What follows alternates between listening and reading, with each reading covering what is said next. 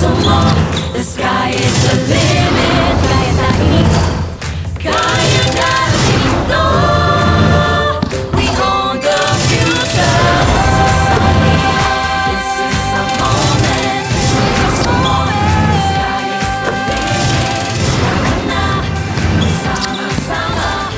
Dahil together, we own the future.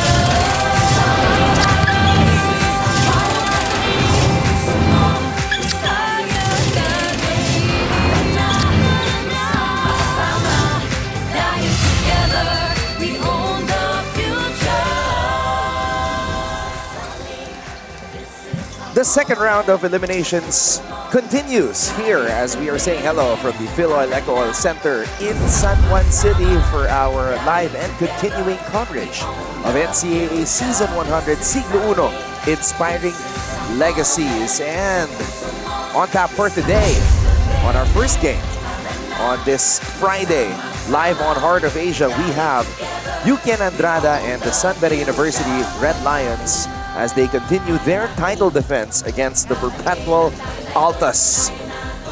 And then later on today, part 2 of the Battle of Intramuros as Mapua University takes on the struggling Colegio de San Juan de Letran Knights. Maraming salamat sa lahat ng mga nanonood ngayon. We are live once again on Heart of Asia. And we are also saying hello to everybody watching via the NCAA Philippines website, on Facebook, and on YouTube. At syempre, para sa lahat ng mga balita sa larangan ng palakasan, do follow at GMA Sports PH on Facebook and on X. Mabuhay Pilipinas, my name is Anton Rojas, working alongside Prince Rivero. And Prince, anytime two teams are facing off against each other for the second time, it's always an interesting duel, especially when the first game went down to the wire. Yes, sobrang totoo yan kasi especially now na usong-uso na talaga yung scouting sa college, and nakita mo na kung ano yung capabilities ng bawat team. And syempre, hindi lang naman nila sinascout yung game nila. They're scouting also yung previous games sa ibang team kasi they're gonna see yung strengths and weaknesses ng bawat player kasi lahat tayo meron yan. And syempre, they're gonna try to exploit those weaknesses and make sure naman na yung strengths nila malimit talaga. We've seen some teams already exploit the weaknesses, made the possible adjustments, so we're very excited to see what the Red Lions and the Altas will be able to do. And of course, completing our broadcast team is Makaila Mindanao with us at courtside. She was able to speak to the coaches and the players, and later on, babalitaan niya tayo as we go along with our coverage. But right now, Prince, let's take a look at the team standings. Perpetual was able to stop their 4-game losing skid in their last game, so they're right back in it with regards to the race to the Final Four. Ito yung lagi natin pinag-uusapan every game, Anton. NCAA Season 100. Ito yung isa sa mga pinakamagandang season na panoorin eh. Kasi ulitin ko, lahat ng teams natin ngayon capable of winning. And hindi talaga natin alam kung sino yung mananalo from comeback. And the past few games, sa lahat naman siguro ng mga nanonood dito sa NCAA, makikita nyo naman kung gaano ka-exciting yung mga games natin. Napakadaming overtimes, napakadaming winning shots. And yun yung nagpapasaya sa mga viewers natin. And syempre sa amin din as analysts and commentators, yun yung nagpapasaya sa amin and nagbibigay talaga ng enjoyment. And so yung standing natin ngayon medyo nagkagulo dahil nga dun sa mga comeback wins from dun sa mga teams na for others might be unexpected. Pero again, uulitin ko, lahat yung teams na yan capable of winning. Now, if we're gonna take a look at what happened in the first round, ang maaalala ng mga Perpetualites was they had a chance to win the game. The ball was in the hands of JP Boral in the corner. He took a 3 for the win, but unfortunately, it fell short. And imagine, if that shot went down, we would be talking very differently right now, and Perpetual and San Beda would have very different situations. Yes, very tama. Very true, Anton. Ayan, makikita natin ngayon sa screens natin yung previous matchups nila. And makikita nyo naman na yung San Beda medyo nag-struggle talaga sa fourth quarter. Pero nakaipon kasi sila nung early part of the game. And yun yung nakapagbigay sa kanila ng panalo. Yeah, that third quarter where they outscored Perpetual by 10, that proved to be the difference maker in this October 5 win para sa defending champions. But let's go back to the previous game of San Beda at hindi naman sila pinalad kontra sa LPU. That was a game that was also in the bag, but Greg Conanan converting on the game-winning three-pointer. Nobody boxed him out. That was the problem. And the smallest guy on the court got the ball and hit the game winner with 8.6 seconds left. Yun naman yung mga types ng situations na nangyari na eh. Pero dapat matuto tayo. And knowing San Beda has a very tall lineup. And for that to happen to them, cannot. I mean, hindi dapat nangyayari. Kasi despite them being tall, nakuhanan pa sila ng player na hindi dapat nakakakuha ng rebound and na-convert. Yun yung mas masakit doon, na-convert. And I think doon nila makukuha yung lesson na yung mga maliliit na bagay, sometimes yun yung mga nagmamatter talaga sa dulo and yun yung mga dapat nilang alagaan. It's crazy, Prince, because in that game, San Beda won the rebounding battle. They had 47 rebounds, LPU had 42, but it was just that one rebound. That one rebound that they needed to get but did not. Yes, if we're gonna look at the numbers, yung one rebound na yun, hindi mo mahahalata kasi lamang yung San Beda. Pero for me talaga, ang naging story ng game is their free throws. Yeah. Again, ulitin ko ulit, pinag-uusapan natin to palagi. They have been struggling the entire season with their free throws. And that's something they really have to take care of, especially nandito na tayo sa gitna and papunta na dun sa home stretch ng NCAA Season 100. Yun yung mga bagay na dapat tinitake care nila in practice and they have to be more serious about it. Now, this game right here was Perpetual's first win since September 24. The team of Coach Olsen Racela had a 4-2 record, but then they lost 4 straight games, finally getting back on the win column by beating a team that was actually doing so well at the end of the first round of eliminations, but the tables have turned here in the second round. Coach Olsen, maganda yung sistema niya. And I think yung mga talo nila nung mga nakaraang games, it's not actually a bad loss. Yun yung mga types ng losses na you're really gonna learn a lot from. Kasi they were there. Yep. And up until the end, ando dun sila. Meron lang talagang maliliit na lapses na naka-convert yung kalaban. And I think maybe malaking part dyan yung experience. Kasi marami tayong players ngayon na mga bagong pasok lang and bago rin yung sistema ni Coach. And I think yun yung nagbigay ng malaking role para dun sa mga games na medyo nabitin sila. Prince, I'm sure you're very excited about this. Bismarck Lina, your guy, he Yep. has been unleashed by Coach Yuri Escueta. 9 months daw nilang inantay itong si Bismarck Lina. Again, si Bismarck Lina, I've been with him during his rehab times kasi magkasabay kami niyan nag-workout. And I can see naman kung gaano siya kasipag and gaano siya ka-determined makabalik sa paglalaro ng basketball. And I think he's in a good place right now. Coach Yuri can maximize him. He has the footwork, he has the skills, and he has the height na pwedeng-pwede niyang i-maximize para ma-challenge yung kalaban, especially their bigs. Alright, let's turn it over to our Coliseum announcer para makilala ang mga starters. Good afternoon mga kapuso! Ito po ang inyong NCAA Season 100 Siglo 1 Inspiring Legacies live ngayon sa Heart of Asia Worldwide GMA News TV at my live streaming pa sa gmanetwork.com, NCAA Philippines website, YouTube at Facebook. Welcome right here at the Phil Oil Eco Oil Center, second round of eliminations. It's the San Beda Red Lions facing the Perpetual Altas. Let's meet our starting fives. Starting for the San Beda Red Lions at guard number 0, Penny Estacio. The other guard number 13, RC Kalimag. At center number 34, Bismarck Lina. Forward number 1, Jamel Puno. And the other forward number 21, Eugene Andrada. The head coach of the Red Lions is Yuri Escueta. Starting for the Perpetual Altas, guard number 9, Sean Orco. Shooting guard. Well. Bismarck Lina making his first start in the NCAA. And I think he deserved it. And Bismarck Lina has been continued playing game the past few games, and he's been one of the consistent guys, if you're gonna ask me. But, again, babalikan ulit natin yung free throws kasi napakalaking bagay yun.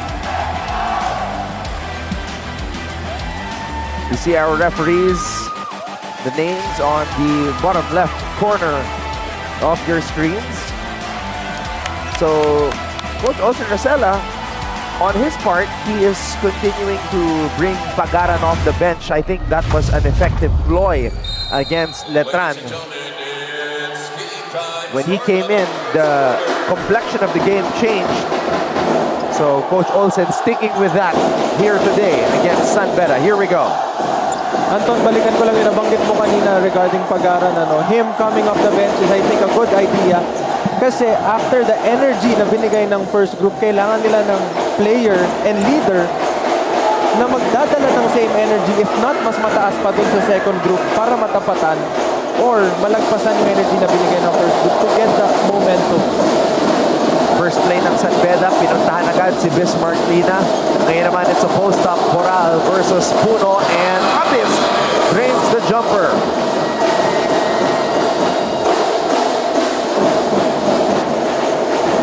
Benny Estacio also starting now for San Beda. Lina. Andrada. Estacio pops out. Estacio with a jumper. No. And MGC comes up with the board.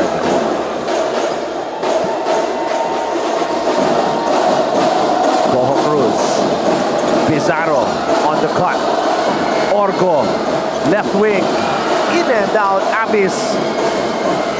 Not that time. But that was a good offensive rebound para dito sa Perpetual. Getting those extra possessions, malaking bagay yun, especially sa tall team na kalaban nila ngayon ng San Beda. Kakailangan nila yung mga ganong extra possessions kasi nakakababa ng moral yun.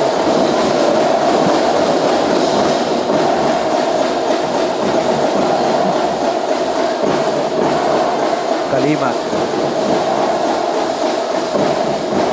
Estacio to Puno. Puno. Andrada kicks it out. Estacio has to shoot. And San Beda will run out of time. That's a stop by Perpetual. Pinag-uusapan natin kanina, Anton, yung depensa nitong Perpetual, and I think they're showing it right away as early as the first quarter. With 8 minutes 15 pa lang, nakakuha na sila ng shot clock violation. Oh, Abis dropping Andrada. And Boho Cruz will try from the outside and convert as we go now to Mikhaila Mindanao. It's all about aggression. The Red Lions are very eager to dominate and make an epic comeback. Ang laging paalala ni Coach Yuri Escueta sa team ay dapat sila ang maging aggressors from the first to the last second. Unfortunately, Nigel Gonzalez won't be making an appearance in today's match after sustaining a nasal bone fracture from their previous game. Penny Estacio, however, was asked to fill in for Nigel's role. Sabi niya na everything that happens on the court reflects on me, kaya I'll do my best to lead the team while running Coach Yuri's system. Abangan natin if the defending champions would be able to get back to their momentum and have that comeback victory. Balik sa inyo, Anton and Prince. Wow, that's huge. Nasal bone fracture suffered by Nigel Gonzalez. So we hope he gets well soon. And he might have to play with a mask. Babalik na ba yung mask na, no? The mask mamba? You also played with a mask before, right? Yes, I did. Ganun din, nasal bone fracture. I got hit during the game and I had to wear the mask. And dun sa mga ibang tao na nagsasabi na annoying siya, at first, oo. But once you get used to it, para lang siyang second skin. Hindi mo na siya nakikita masyado. But you know, it's really hard to breathe with the mask. Boho Cruz to Boral. Boral.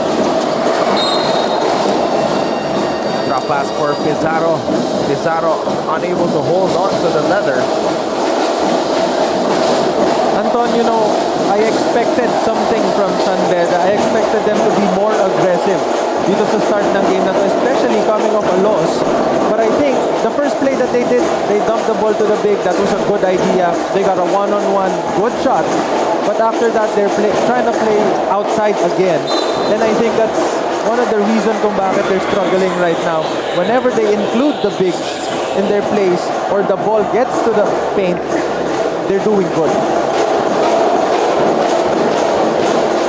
Assistant coach Dre Santos signaling that if Perpetual scores, they are going to call a timeout. Go Cruz. And there's the timeout. MGC with 6 points early. Perpetual with a 9-3 advantage.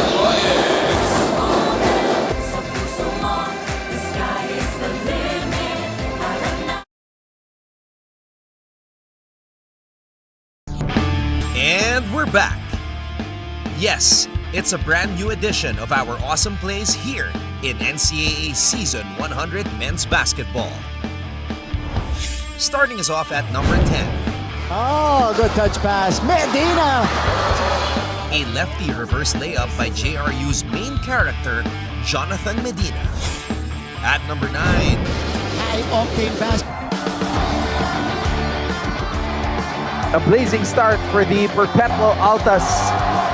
And that's why it's so loud inside the Phil Electoral Center here in San Juan. And Prince, this kid continues to impress. Yes, and pinag-usapan nga natin palagi, and syempre ni Martin din, na ito si MGC. Alam mo yung pag-akyat pa lang niya dito, normally people would think na madami pa yung matututunan. But at this stage, and at that age, he already has so much to offer. And isa na siya sa mga players na nilo-look up talaga dito sa team ng Perpetual. And isa na siya sa mga leaders, inaasahan na siya ng team. And napakalaking bagay yun, especially for this kid na maglalaro na mahaba pa. I'll correct myself. MGC has 7 points. Yung isa ng tira kanina, that was a 3-pointer. So he has 7 of Perpetual's 9 points.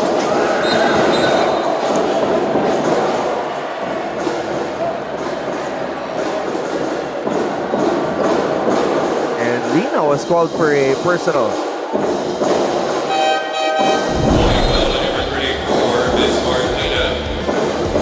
Look at how hard Goho Cruz is working to try to deny Lina. And that's what I like about this Perpetual. If you're gonna... Doon sa mga nanonood kanina dito sa game natin, and syempre ngayon din, yung depensa na binibigay ng Perpetual, they're really trying to switch and give the small guys to the big. And then once they start looking for the big, nagko-collapse silang lahat and binibigay talaga nila yung tira sa labas. And so far, San Beda hasn't accomplished anything from the outside except for that Jomel Puno 3. Andrada. Estacio. Puno. To Lina. Lina finishes at the basket.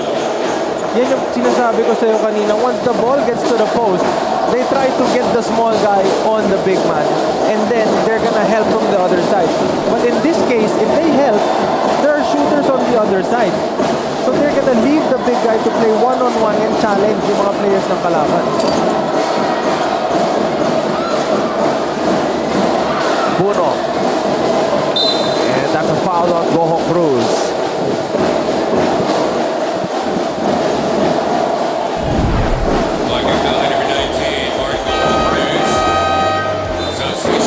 This Martlina, his first NCAA start, and a lot of the possessions really feature him.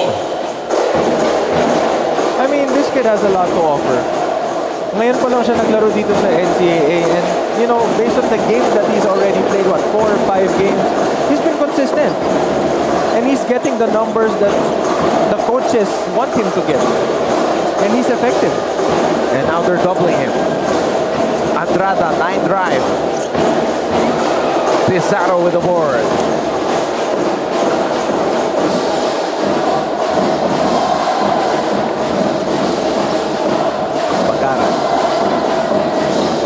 Pagaran rises up for the jumper, and na naman siya. Yan si Pagaran, may tawag sila dyan, Anton, si Airpags. Yan, si Airpags. Makikita nyo naman yung jumper na yan. Paano mo tatapalin yung ganong kataas na jump shot? Look at the player there. Oh. Look at the point guard battling against Bismarck Lina. The heart that he has. Imagine guarding a guy way taller than you, making sure na hindi niya matanggap yung bola. If matanggap niya, you get to set him up for the double. Airpags getting up in the air for that jump shot. Yan yung klase ng energy na nadadala nito ni Airpags dun sa second group. Kapapasok pa lang niya, may conversion na siya. Nasa kanila yung momentum so far. Abis. Quick release. Boom! Punch Abis from beyond the arc. Etong si Cedric Abis has been playing well the past few games. That's his sixth three-pointer of the season. Ngayon naman si Pagaran ang nakatao dito kay Lina. Puno. Nalunod. Gohong Cruz picks it up.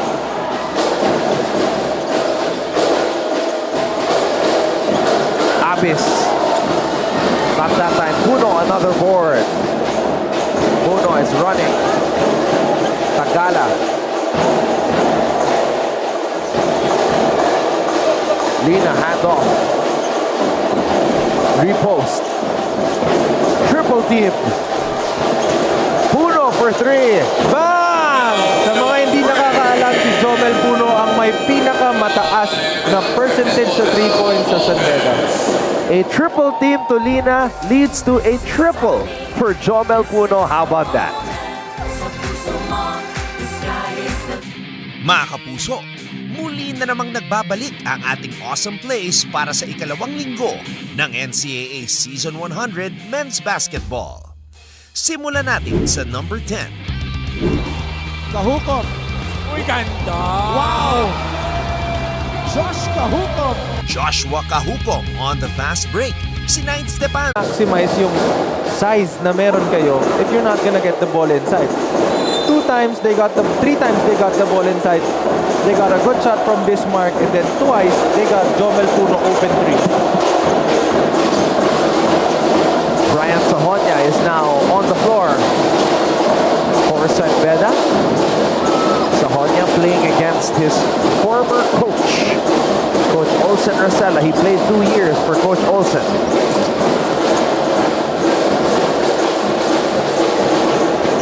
Tagala. Gonzalida to Tagle. Sokuya. Sahonia, 10 on the shot clock.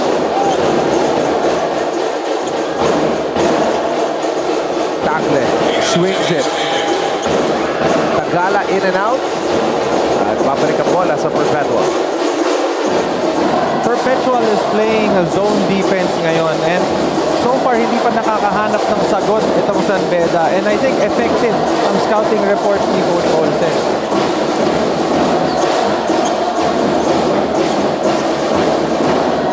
Pagara. Montemayor.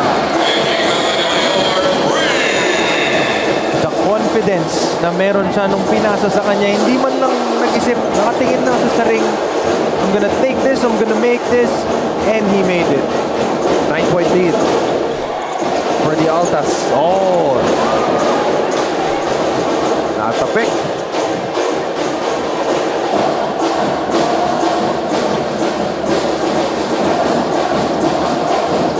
Orgo.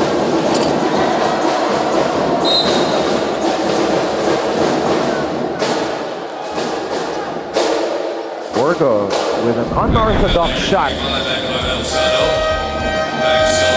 This was that right wing triple by Inigo Montemayor moments ago. And you know, Anton, this is something na nakakatuwa panoorin. Ano? If you're gonna hear what Perpetual and San Beda yung game, people might think, San Beda na yan, San Beda na yan. But people don't really realize na itong Perpetual, sila yung type ng team na kaya kang talunin kahit sino ka pa. I mean, if you're one of the big teams, kaya ka nilang talunin because of their system. And knowing Coach Olsen, gustong-gusto niya na nasusunod yung sistema. And Perpetual is playing one heck of a defense and one heck of an offense. And they've been doing that so well the past, 10 minutes? You can tell that Perpetual is a well-prepared team and they put attention to detail. Oh, wow, like a bulldozer, Jericho Nunez will head to the line for two. Wow, he is mobile.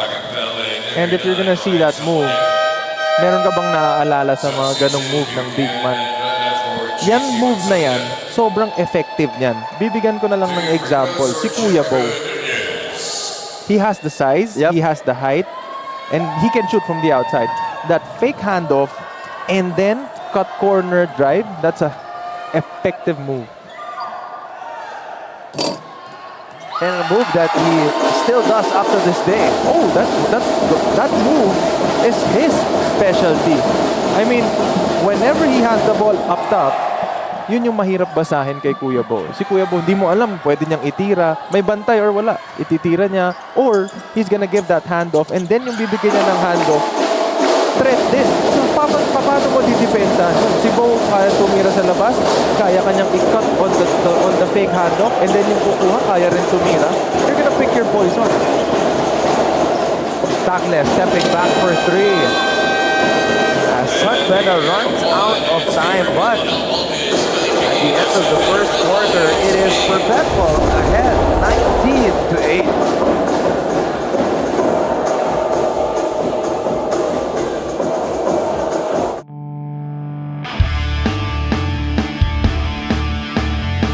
Time now for a brand new collection of awesome plays that we've gathered from the last couple of game days in the first round of NCAA Season 100 Men's Basketball. Pampagising muna sa number 10. Torres, Morales, Liwag with a jam! Here's Alan Liwag with a jam. Ending up with a Liwag jam. Meron pang mas matindi dyan sa number 9. Inside pass, Santos! Si Kevin Santos. Lakasan mo pa, idol! Drops the hammer! Here's another dunk at number 8. Antonio Sebio climbs the ladder for the putback slam. Ondoa down the middle. Oh, put back jam!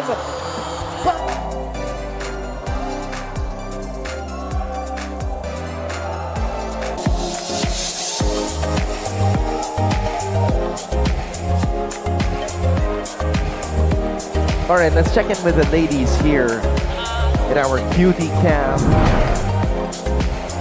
So it is a Friday. A preparation for the weekend. Kaya dapat pag pumunta ka dito, ready ka. Hey, that's Karen Colenada. Oh.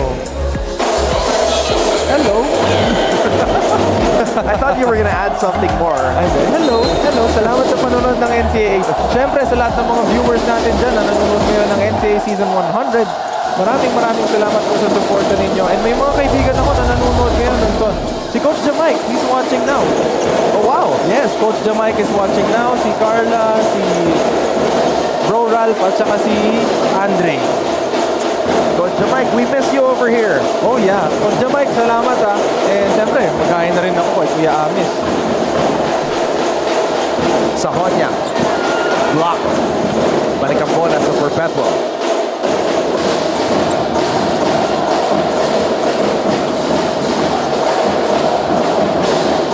Nunez.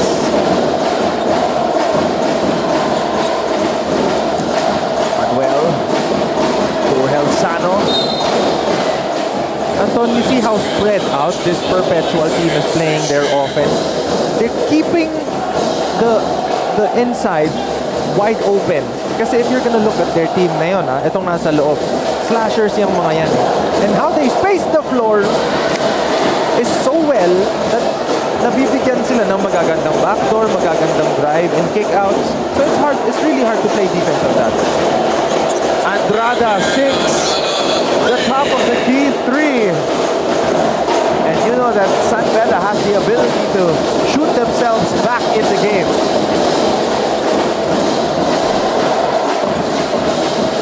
Perpetual cannot afford to go into a drought. Here come the Red Lions. Sahonia. Andrada. Another one. Heat check. Heat check ang tawag doon, Anton. Heat check. This is what I was saying. From an 11-point lead, it's now down to just 5. Isa to sa mga strengths ng San Beda when they start to run doon sa offense nila. And syempre, sinagot naman ni Airbags. And this is why Coach Olsen made the adjustment of having Pagara come off the bench. So the offense of the Altas will be sustained. And syempre, si Airbags, isa yan sa mga inaasahan nila. And he's one of the guys who played heavy minutes para sa Perpetual. If nasa second group siya and manggagaling siya sa bench, yung energy niya para sa second group and dun sa start ng second quarter, ando dun. Andrada putting on a big man clinic with that fade away from the post. Sahonia to Tagle. Andrada. Another one. A third triple for Yukian Andrada, and the Perpetual lead has shrunk to just 3. The sky is the limit. Tara na, magsama-sama.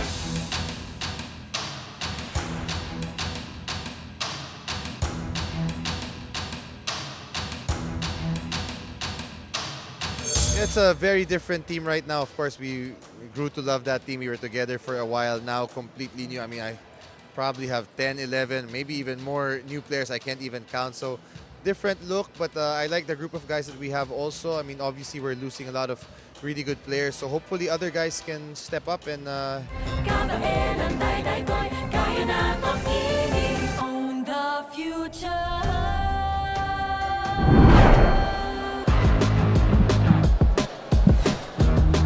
Yuki and Andrada lighting it up from beyond the arc. There's a reason why San Beda has more attempts from beyond the arc than from inside the arc, is because pretty much everybody on the team can stroke it. Also, if you're gonna look at the numbers, San Beda has 35 to 40% sa 3 points nila field goals made this season. I mean, imagine shooting, let's say, 20 3-pointers. If you make 12, or maybe, no, if you make 8, lagay mo na lang sa 8, 40%, or 7. How many is that? That's 21 points. And if you shoot a lot, chances are you're gonna make more, diba? Kasi normally, abutin mo talaga yung percentage mo eh. Numbers don't lie. That maybe yun yung isa sa mga reason kung bakit mataas yung attempt nila sa 3 points compared to the 2 points.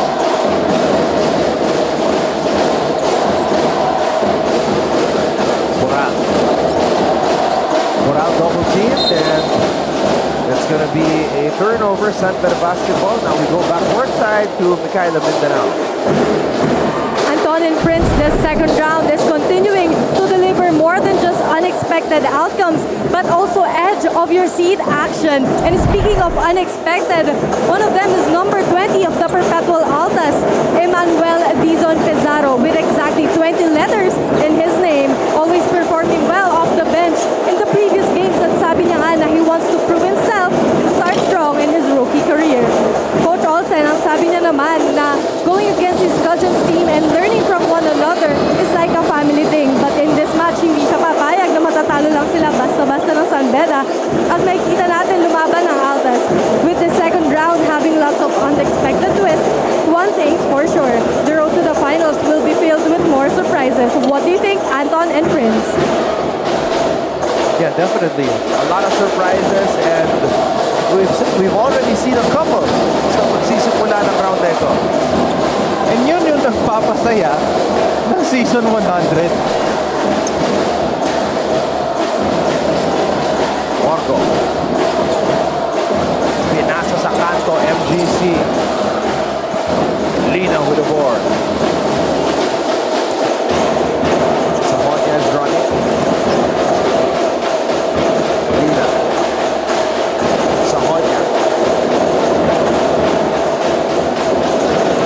Sig for 3. Pizarro with the ball. One reason din kung bakit maraming inattempt ang San Beda sa 3-point Anton is because the beginning of the game until the end of the first quarter, Perpetual naglalaro sila ng zone defense. And pag naka-zone defense ka, ang gusto mo talaga is for your opponent to shoot from the outside. Kasi a lot of coaches naniniwala na yung percentage sa 3 points medyo mababa.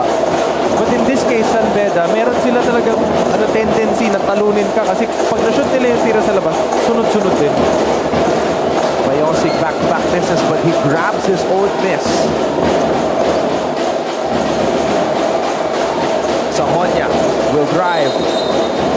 And that's 3 the key for Lina.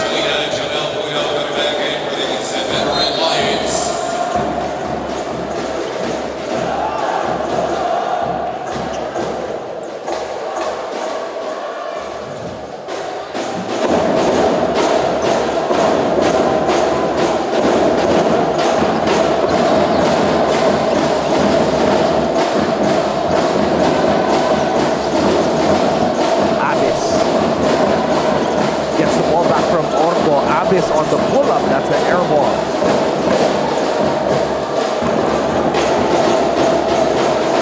Bismarck. Estacio. They go down low to the big man. Bismarck, cross court. Ball swing. Penny for 3. And it's going to be Red Lions basketball. Perpetual now, back to zone defense. Lina to the cutting Estacio. Throws it back out. Sahonia just in time. See the types of shots na nakukuha ng San Beda kapag yung bola nila umaabot sa post. They get good cuts, they get open looks, open extra passes, and sometimes they even make their shots.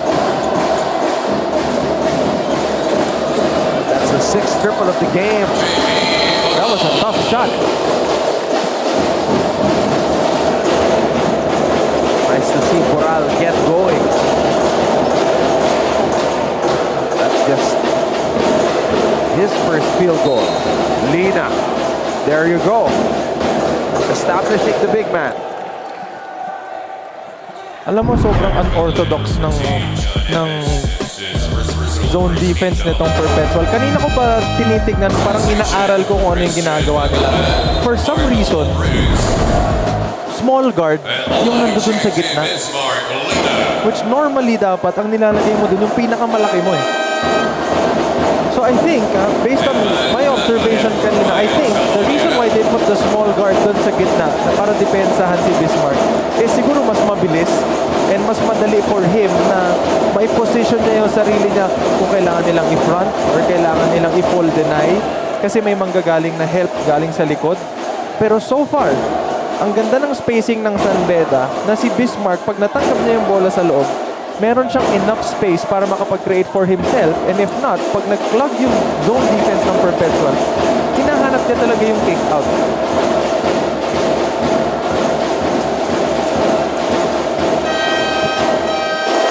Good spin on the free throw for Bismarck. Lina. Should be a good matchup right here. Nunez and Lina. Yun nga lang, binabas muna ni Coach Fury si Bismarck. And I think binabasa ni Coach Fury yung matchup, kasi ito si Yukin. Ano siya spread big siya eh. So kailangan niya ngayon palabasin tong big man ng Perpetual para ma-open naman yung ibang players for those drives. Boral. Puno picks up the loose ball. Pagalingan ng zone defense mula dito sa San Beda at saka sa Perpetual. Oh, nag-hesitate. Ponzalida. Jomel still has those moments when he hesitates. San Beda Red Lions. And you would rather have him be more aggressive and playing without doubt. Yes, I mean, Jomel Puno shot 2 out of 3 from the three-pointer. He just made one prior kanina. I mean, if you're 2 out of 3, let it slide. yeah, nafe-feel mo yan. more. The sky is the limit.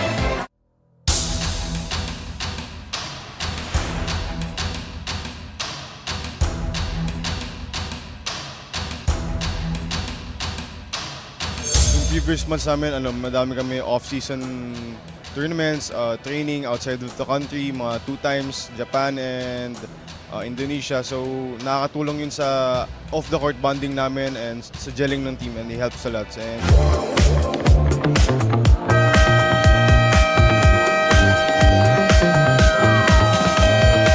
Now we check in with the ladies here in our Smile Cam. Yan, pakita niyo yung napakalalaki nating smile para pag nakita tayo ni Mommy, ni Daddy sa bahay, meron tayong Hi Mom, hi Dad, I made it. There you go. Nakakatuwa yung mga supporters natin, She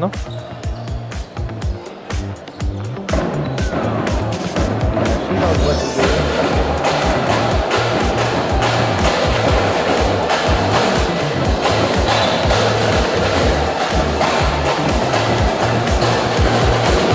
Yan yung gusto kong gawin sa anak ko I-expose ko siya sa lahat ng games as possible. Yeah. Para habang bata pa lang, nai-enjoy niya na panoorin, naiintindihan niya na. And you know, that's a good family bonding. 24 all. Pakaran. Gonzalida with the rebound. I like this guy. He's one of the guys na who likes taking care of those little things, you know. Papasok siya, hindi siya naghahanap masyado ng shoot. Kung meron, sige. Pero yung offensive rebounds, yung steals, yung defensive stops, ang laking bagay nun para sa San Beda. And yun yung naitutulong niya. Puno was a little bit surprised when Stasio gave up that pass. With 1 second left. So we don't blame him for getting surprised. Kasi pati ako nagulat eh. That should have been a step back jumper. Bismarck Lina for JC Gonzalina. It's like Stasio gave Puno the turnover. Whoops.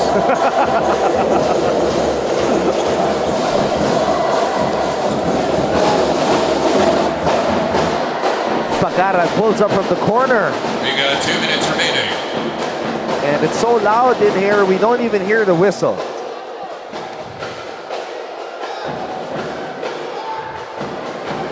Holding foul at number 21, Eugene Andrada. It's his first personal one on San Beda.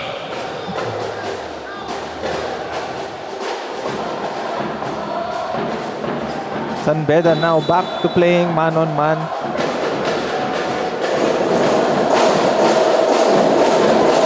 Orco. Pagara. Over Puno. And Nunez. Nakuha na ng bola si Bismarck Lina. Speaking of good matchup, ang ganda rin ang basa ni Coach Olsen doon kanina nung pinasok niya to. After makashoot ni Bismarck, kailangan natin ma-stop si Bismarck. Kailangan may babantay kay Bismarck na katawan. Oh! Bumawi. Pero nakabawi. Bumawi, Anton. Ito yung isa sa mga bagay na ina-enjoy ko eh. Yung hahayaan nila yung big man na maglaro.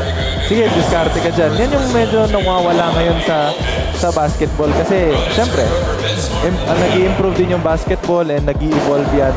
And most of the big guys now are trying to spread the floor. And medyo nawawala yung mga ganyang klase ng bigs. Yung naglalaro talaga sa ilalim with footworks and skills.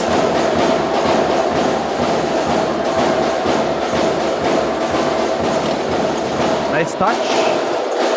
3-point play, not complete by Bismarck. And it is now a 27-26 lead for San Beda.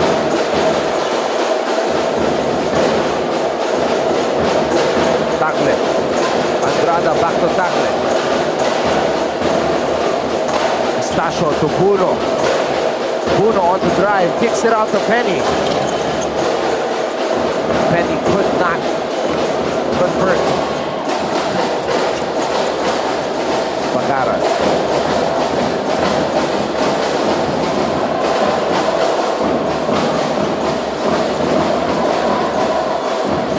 Pagara pulls up for three. Good line just a little bit short. Alam mo, ang ganda talaga nitong parang hybrid na triangle offense ni Coach Olsen. Ang dami niyang options na pwedeng mag-involve sa big and sa smalls na napakadami ring reads. Oh, Orgo almost completing a steal. Andrada from the free throw line. If you have a big that's unselfish, this is what you're gonna get. You're gonna get open shots for your teammates. Oh no, Orgo is writhing in pain, holding on to his left shoulder.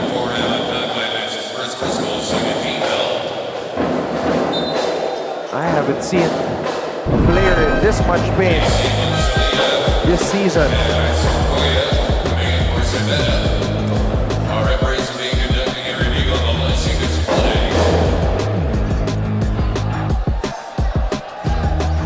Naipit ata.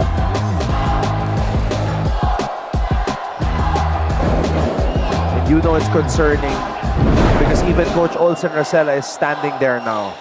Yes, and syempre, wala namang kahit sino dito sa atin may gusto na nakikitang player na nasasaktan eh.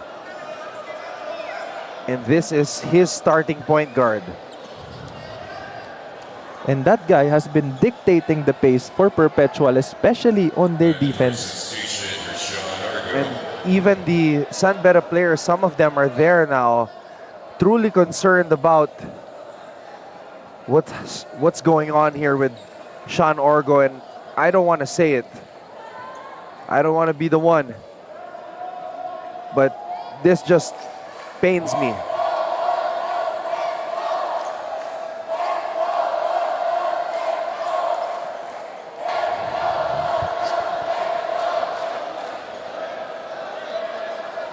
And you can see the pain.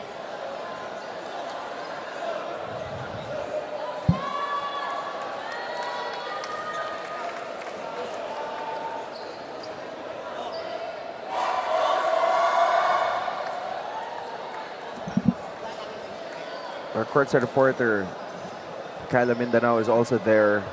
She will provide us with the update later on. But right now, prayers up for Sean Orgo.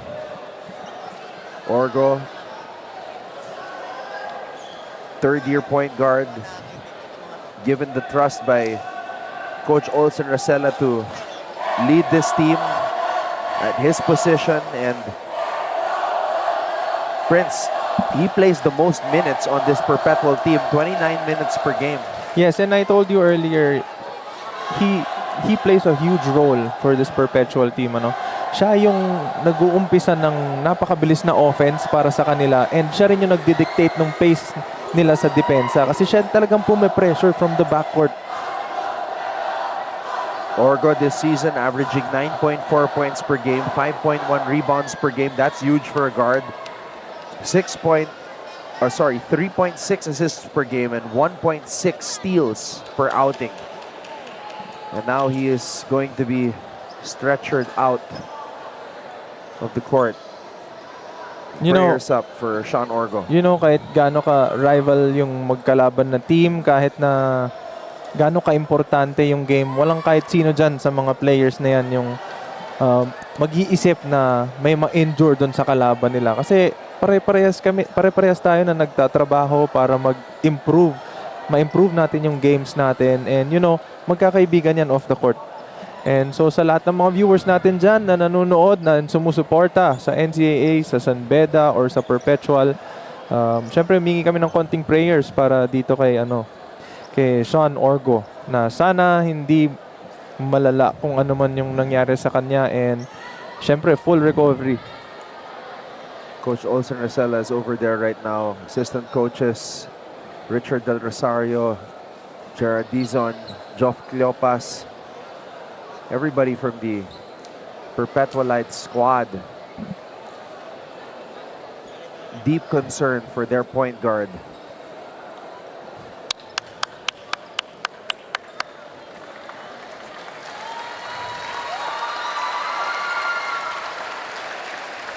Big thank you to our medics. Lagi silang ready.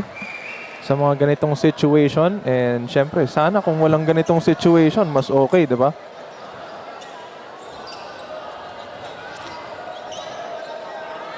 Prayers up for Sean Orgo.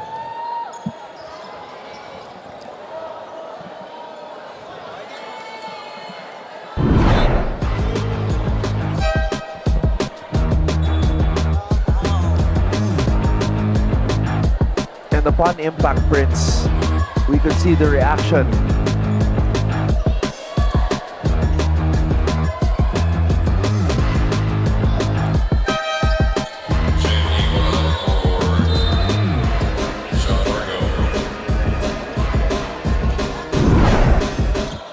So, in the depth chart of Perpetual, when it comes to the point guards, ang nagsasub dito kay Sean ay si Axel Manuel. Now, MGC might have to play some point guard, Prince. And again, yung experience na meron tong si MGC, hindi pang freshman hindi pang rookie. Yung klase ng laro and impact na nabibigay niya sa team niya, para na siya talagang veterano. Imagine what he can do in the next few years. And you know what?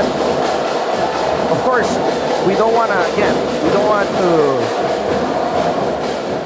don't like it when players get injured, but once that playing time of 29 minutes opens up, the role and the opportunities opens up for other players and the current players as well. Yes, and I'm gonna quote Charles Barkley on this. Kakasabi lang niya recently, the best ability is your availability. So if you're not getting as much playing time as you normally get, wag naman sana may mangyari sa teammates mo, pero minsan hindi naiiwasan yan. Once na makuha mo yung opportunity na meron ka and ready ka, baka yun yung mag-seal ng fate mo para sa team mo. Kasi if ready ka at nilaro mo ng maganda, nabigay mo yung gusto ng coaches mo, and pumutok ka, Silio. Si Matt. Estrada is on the move. Estrada puts it up and in. So Jimboy is on. Nanay naka 30 points sa first quarter. Right now, they're just 12 and 10. Montesilio surveys Luna, providing the screen again. 8 to shoot for Nat. Pull-up jumper. Estrada with back-to-back baskets. Parang ang miscommunication sa Letran defense kung bakit walang tao na nagpunta dun sa open shoot. Corner shot. Wow. Designated shooter. Misfires. Ito si Jimboy. Jimboy likes this matchup against Argente. He will attack him. Estrada gets the roll. 6 points for Estrada here in the first. Highly Bringing it across. Barrera. Ooh, lost it to Jimboy. Estrada is on the move. Estrada all the way. half of that point, I will give the credit to Montecillos. Montecillos parang talagang ilong sa ilong din yung depensa niya eh. Giving his other teammates the opportunity to deny the passing lanes and to get chances like that na makakaagaw ng bola, makaka-convert into a layup. You're right. It started with the defense of Montecillo on Raimundo. Jace Miller played for... Sounds expensive. Yung pangalan niya. James Jace. Galing to US as Estrada starts off the scoring here in the second half of that fadeaway jumper. He's the first guy in double figures here. Raimundo drops it in from long distance. First three-pointer. First three-pointer for JRU. That's right. They've been trying from the outside. Their first one in 9 attempts. Jimboy. Pass is too strong for Dimaano. So balik ang bola dito sa JRU Heavy Bombers. That was a good intention and a good idea to give that pass away. Kaya lang masyadong mahaba yung galamay nung bumabantay. Ito muna yung stop and fade ni Jimboy Estrada. Pinawi agad ni Marvin Raimundo. Remaining here in the third. These two guys dealing damage. Major damage for Letran. Jimboy Estrada! natin kung paano sasagot yung tandem ng Estrada at Miller. Ito. Jim Boy trying to shake off Raimundo. Estrada! Wow! Sabi niya, ganito. Ganito ka winning again sa previous game nila. So sa first half, they were thriving with perimeter shots. Same ang ginagawa nila sa second half.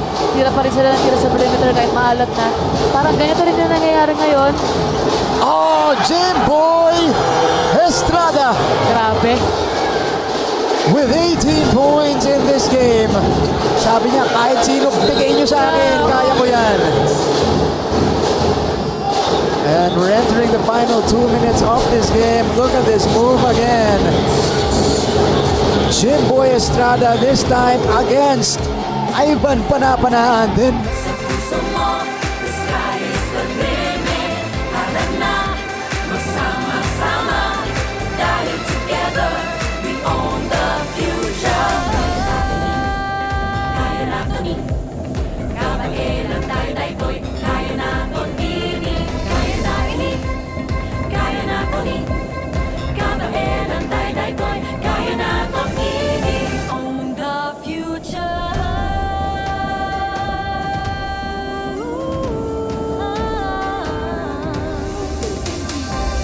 and that's why he is there. Kaya naman itong EACA, they transferred into a zone. Manuba drains the triple.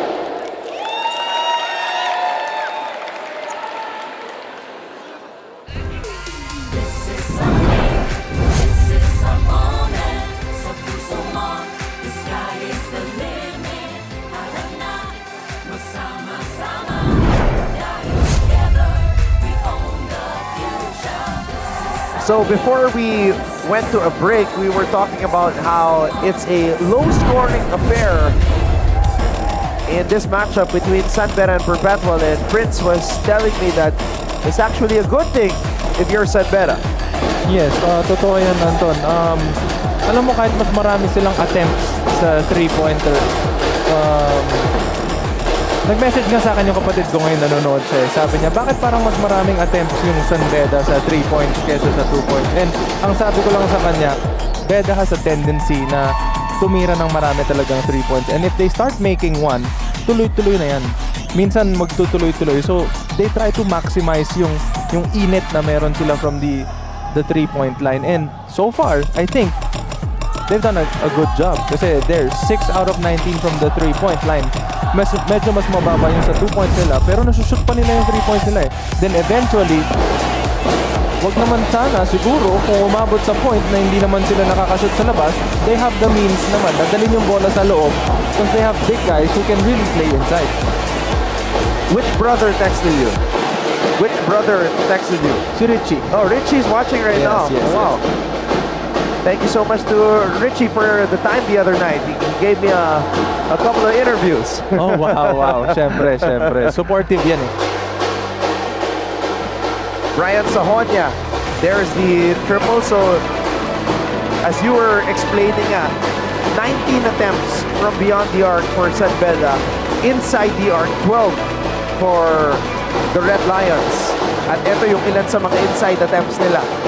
And so far, naging effective naman din yun sa kanila. Kasi whenever they try to put the ball inside the paint, nagka-clog yung defense ng Perpetual. Kasi zone sila eh.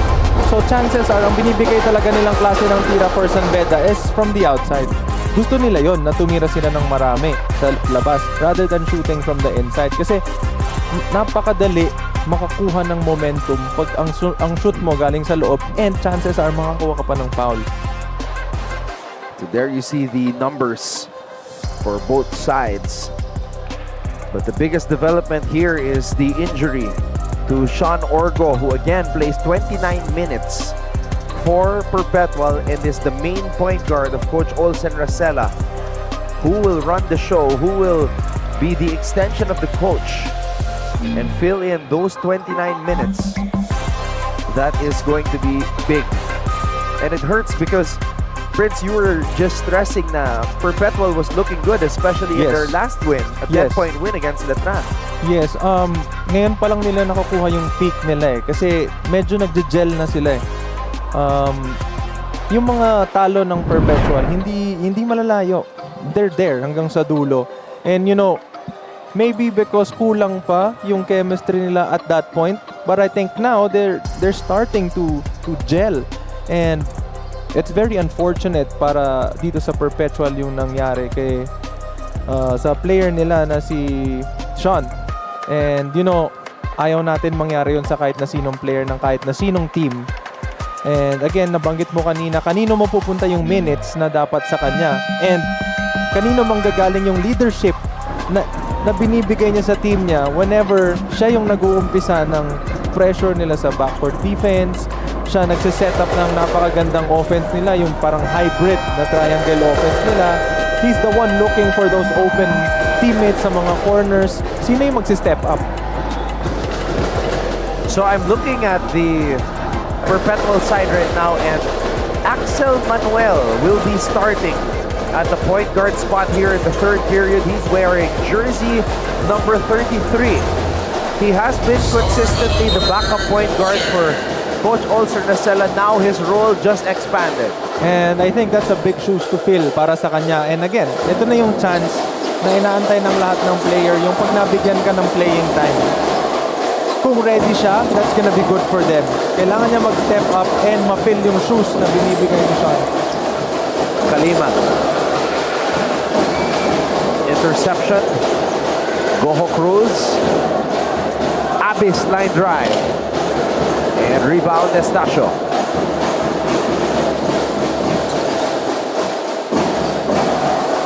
Bismarck. RC Kaliman. Hey, Pizarro's doing a really good job on denying Bismarck. Nako, Ngayon naman si Mark Goho Cruz. he's holding his hamstring.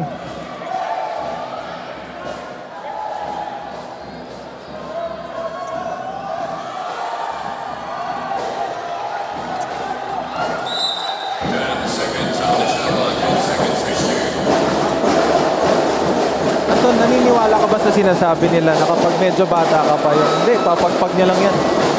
Yeah. Naniniwala ka doon? Yeah, naniniwala ako. That's why I wasn't surprised nung nakita ko na si Mark na tumatakbo. Oo, kanina hinahawakan lang niya yung hamstring niya eh. Pero ngayon, siya pa yung nauuna sa offense eh.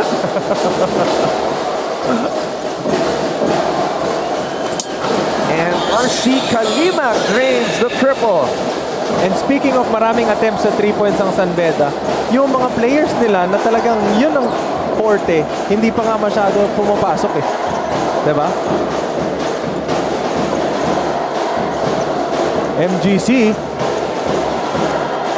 Goho Cruz. Moral. A little bit too strong, and Kalima comes up with the rebound. Estacio. Inside pass. Wow. Libre sa ilalim si Bismarck Nina.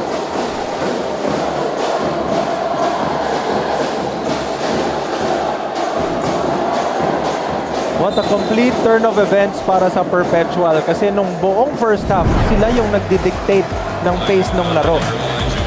Pero ngayong nagumpisa yung second half, parang San Beda yung nagsasabi sa kanila, no, ito yung gusto namin mangyari. Ito yung dapat nyong laruin. Ito kami. And Coach Yuri seems to be happy with what they're doing now. Hindi pa nakakapunta sa Perpetual dito sa third quarter.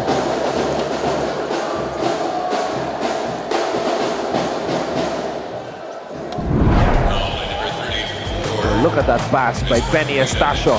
Dropping a dime. Parang yung pasa nung NBA player na no look na nagte-trending ngayon.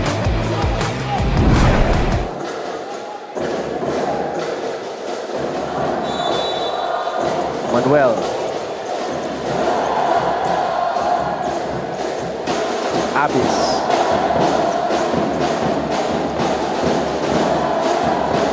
Pizarro. Manuel mula sa kanto. Wala pa rin. And Abis loses it. Eto na naman yung San Beda, umaatake na naman.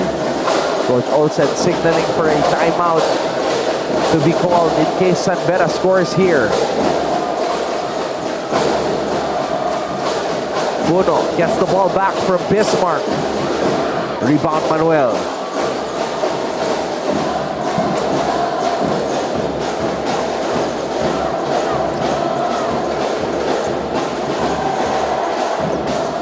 Moral. Too strong off the glass. There was a push from behind.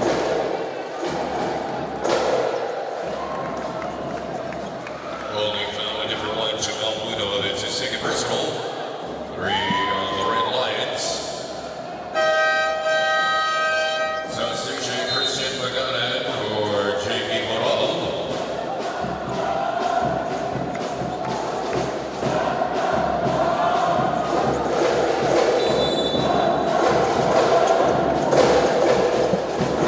Pagkarat steps back. And Pagkarat drains the three. First field goal of the third quarter for Perpetual. Dapat mas maging aggressive pa tong Perpetual in attacking the baskets.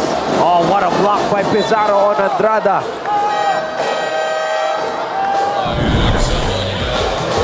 Yan yung mga klase ng plays, Anton, na kakailanganin ng Perpetual para mabawi nila yung energy na nawawala sa kanila sa tuwing makaka-convert itong San Beda. Kailangan nila maitaas pa kung ano yung meron sila ngayon para makabawi.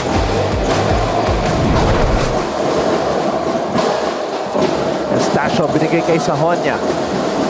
Sahonia binalik kay Penny. Sahonia, left wing, triple is in and out.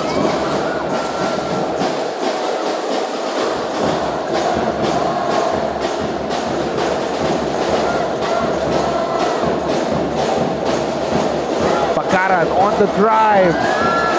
Gets airborne but unable to finish at the rim. That was a good read para dito kay Airbags. Ano, nakita niya na nagsiset ng screen itong si Pizarro and si Bismarck medyo nandadaya. Umaangat siya, inuuna, ina-anticipate niya yung attacking lane nito ni Airbags. Kaya ginamit niya yung jab step and inatake yung baseline. Ngayon, walang help doon kasi nasa taas si Bismarck. Oh, now Sahonia is on the floor.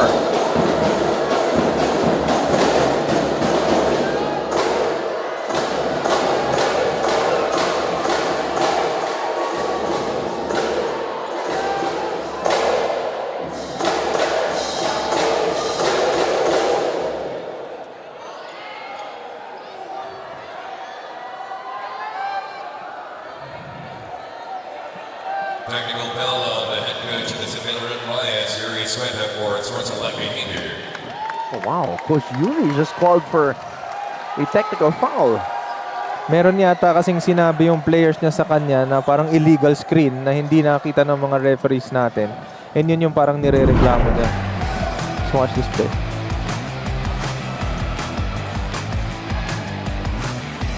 Oh, that was a good screen. Pizarro did not move. Well, based on my opinion, that was a good screen.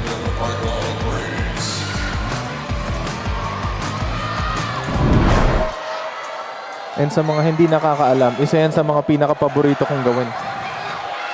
Is to set good screens. Kasi if you get your teammate open on a good screen, chances are the guy defending you will help. Once they help, sino mo open? Ako. Yep. Diba? So if you set good screens, it's like rewarding your teammate and then rewarding yourself at the same time. Sahonia. Pass deflected. Goho Cruz. Oh, a foul called on Estacio, and Estacio cannot believe it.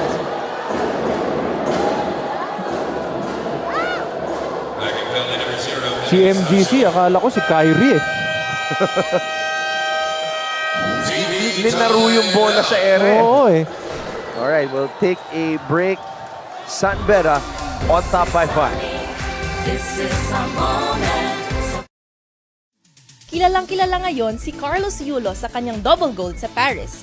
Pero alam nyo ba na mayroon nang naunang Carlos na naglaro sa Olympics na tubong NCAA? Siya'y walang iba kundi si Carlos Caloyloy Zaga na nagpa-champion sa San Beda Red Lions ng 3 beses noong 1950s. Lumahok si Loizaga ng 2 beses sa Olympics, pati na rin sa Asian Games, FIBA Asia at FIBA World Championships kung saan nagkamit siya ng maraming gintong medalya. Sa taong 2023, naluklok siya sa... So this was that Kyrie-like move by Mark Rojo Cruz, and now we can see why Coach Yuri Escueta was furious. Yeah, he was pretty mad because he feels like there was no foul. It's a different emotion naman para kay Coach Olsen. Sayang hindi na shoot ni Mark. Oo, kasi kakailanganin nila yung bawat point talaga eh. Alright, makibalita muna tayo kay Michaela Mindanao. This third quarter is anyone's game. Makikita natin how both teams are locked in and every possession counts. Ang instruction lamang ni Coach Olsen Rosella to the team is to adjust their ball screen kasi this is causing the team to make for the shooters of the San Beda to be open. And he also told them to read the defense of San Beda and start from there. An update on Sean Orgo as per the team's physical therapist, he is currently experiencing a shoulder sprain pero kinakailangan pa nilang itong i-check in order to make sure. Let's see how the Perpetual Altas would adjust and fill into the loss of Sean Orgo in this match. Balik sa inyo, Anton and Prince. Okay, at least shoulder sprain lang and nothing serious na katulad ng mga dislocation or something. Yung shoulder sprain, madali na lang magawa ng paraan yan. And syempre, sana safe din itong mga players natin hanggang matapos tong laro natin. Penny. Sahonia. Normally, yung mga ganong klaseng rebound, nakukuha ni James yan eh. Normally. Again, pinag-uusapan natin kanina, yung payosing na galing dun sa championship team, nang gagaling lahat ng shoot niya at saka ng energy niya dun sa offensive rebounds, yung mga dive, yung mga napakagagandang stocks na binibigay niya. And napakalaki ng nilaro nung role na yon para sa San Beda for that championship. Ayan, narinig yata tayo, Anton. Dinukot galing sa taas. Nakita niya si Bismarck. Bismarck, akin na yan. Pinag-uusapan nila ako eh.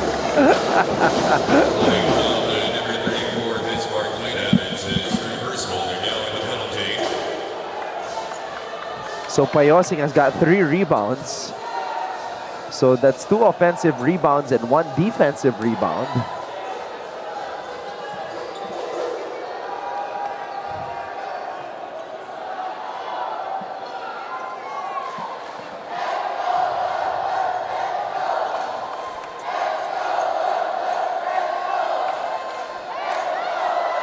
Now, much respect to our coaches. You know, they're cousins, but they're also very hard workers.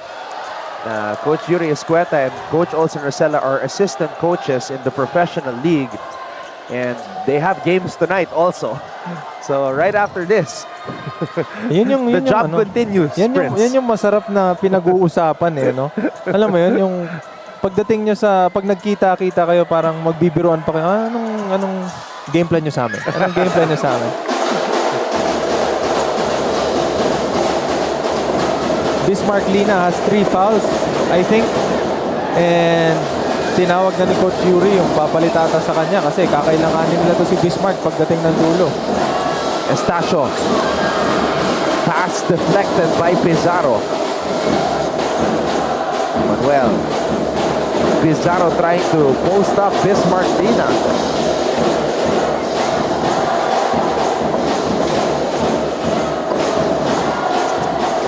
Pizarro trying to get that foul of Bismarck, and Bismarck holding his ground, Prince. Yes, and ang nakakatuwa yung ganyan eh. Alam mo yun? Kanina, binigyan nila ng chance si Bismarck dito sa side ng San Beda. But the turnover. And then on the other side, they tried to reward itong si Pizarro by giving him the ball and trying to play Bismarck on the post. Now, Prince, sa unang pagkakataon dito sa laban na to, Joe Celso has been sent in. Remember, he was the starting center of San Beda And on opening day. Again, nasa rotation ng coaches natin yan kung paano tayo papasok, ilalabas. Wow. Just wow. Yukin Andrada in the face of danger. Tumingin pa sa'yo, Anton, pagkatapos na yung shoot. Nakita ko. 4 out of 7. Making sure you know. Oh, we definitely know. 16 points for Andrada. And sa mga hindi nakakalam, si Yukian ang isa sa pinaka-consistent in terms of outside shooting sa buong NCAA. Another one for Yukian Andrada. 5 out of 8 from beyond the arc. Timeout Perpetual.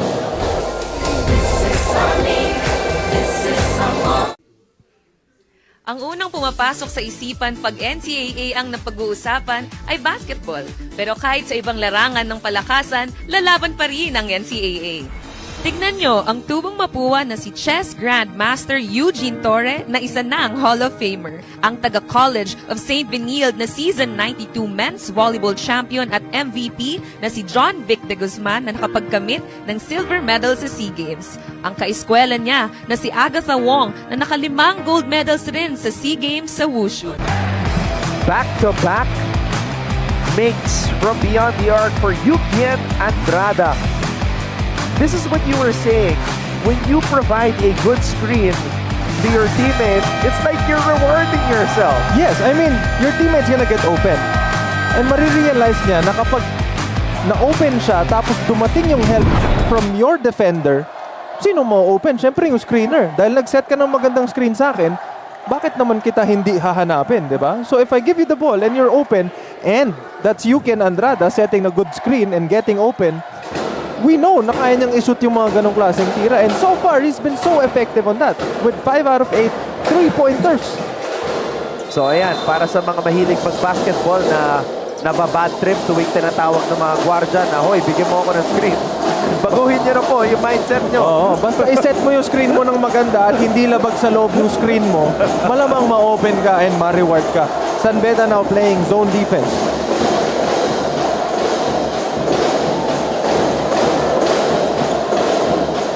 Pagkarat. Goho Cruz. And Kalima comes up with a rebound. And based on the play that they ran, Anton, normally pag umabot yung bola dun sa elbow na yon, ipapasa mo yun sa corner for that seal on the guy underneath and then a dive. Yun ang normally na hinahanap. But in that case, tinira ni MGC and nakita ko lang yung reaction ni Coach Olsen. Kaya napansin ko na baka ang instruction sa kanila pag nag-zone yung San Beda is to look for the big guys who are cutting. Kasi syempre, wala si Bismarck, so they have to maximize na si Celso yung nandiyan and galing siya ng bench. Medyo malamig pa. Kumbaga, kailangan pang mag-warm up, di ba? Prince, this is one of the few times that I've seen na pinagsabay si Celso and si Songkuya. Yes, because dalawa sila minsan yung nagpapalitan. Nung wala pa si Bismarck, sila yung nagpapalitan. Paglabas ni Celso, si Songkuya kapag mas gusto ni coach ng mas mabilis na pace doon sa offense nila, si Songkuya yung nilalagay nila. But if they want naman na yung bola pumapasok sa loob, it's either si Yukian ang nilalagay sa post or itong si Celso.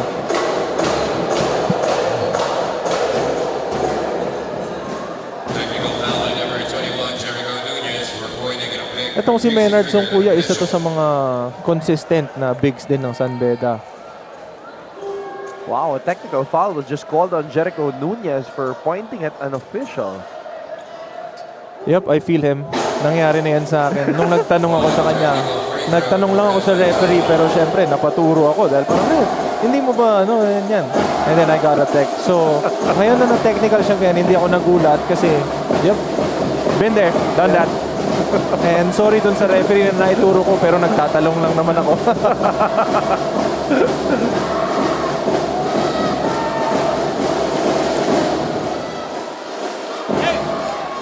Does it change things if you know the referee? Like, madalas, you know, he officiates your games a lot and you guys develop some sort of a relationship. Normally in the pro, ganon. Kilala ng mga players yung referee, magkakakilala sila. Maybe because of the events and yung mga out of towns. Kasi syempre, normally, just take sa isang place lang. But you know, they have a job to do. And I think, hindi nakaka ano yun, sa referee, nakaka-apekto sa tatawag ng referee yung friendship ninyo. Kasi parehas na team, may mga kaibigan, di ba? Nunez. Bagara. Elsano swings it. MGC for 3. There you go. Kanina pa niya inaantay ang tira na yan, Anton. Finally.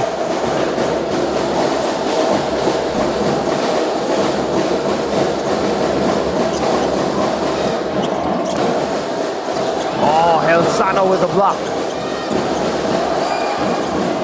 7 on the shot clock.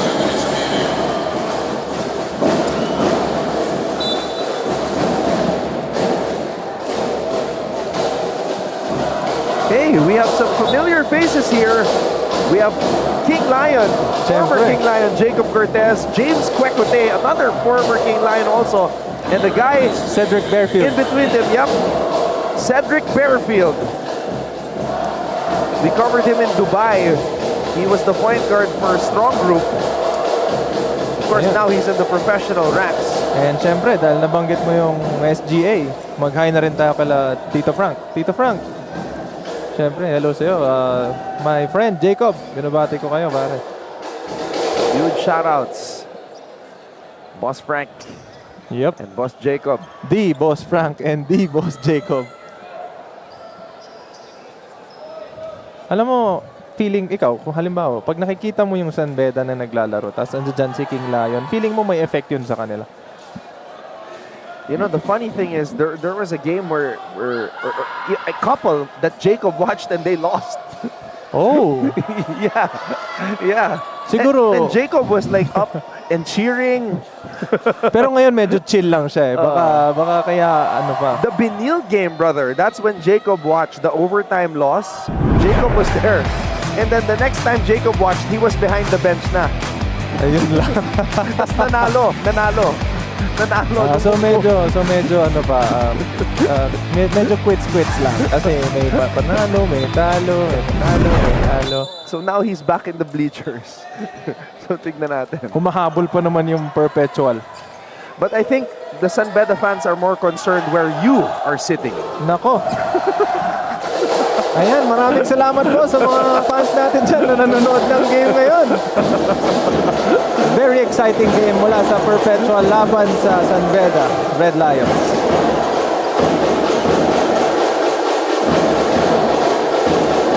Goho Cruz. Manuel. Straight into the hands of Celso.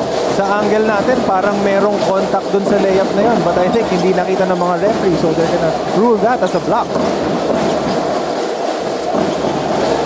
Sahonia.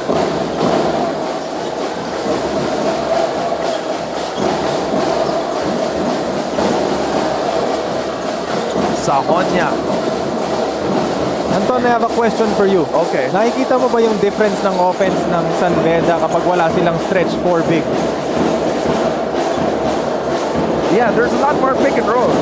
Yes, and anong nakikita mo sa offense nila ngayon compared mo sa offense kanina? Aside from the pick and roll. Well, right now there's no big man like who's a threat like Nina. See, I think that's one thing na naging problem dito ni Coach Yuri. I think this is my opinion from dito kay Celso. It's good that he's getting and grabbing all those rebounds and playing those good defenses to get those stops. Pero yung naibibigay ni Bismarck pag nasa loob siya, meron siyang threat both on offense and on defense eh. And I think yun yung isa sa mga wala kay Celso or hindi pa nila nakikita. And medyo bumagal yung pag-ikot ng bola ng San Beda nung nawala tong si Yuken and si Bismarck. And speaking of the two, they're about to return to the game. Nunez with a runner at the buzzer. San Beda still ahead, 44-38. We'll be back for quarter number 4. Cabildes, you know, he has this formidable lineup. They will be put to the test against the Red Lions today. Harvey Bagsanhan drains it from long. Nakita yung mismatch doon. Axel Durmal. Harvey all Third day. Yes! Bagsanhan with his second triple in the first. Good start for Bagsanhan. 6 points with 2 out of 3 field goal. That's a nice start for Harvey. Again, 10 points against Benilde. But it's good to see him find the touch early on. Gonzalez, Kalimag. This guy also has the range. Yeah. Andrada with the short stab. Teka lang, may timeout tayo dito. Oftana. Lucero got away with steps and he finds Pagsan.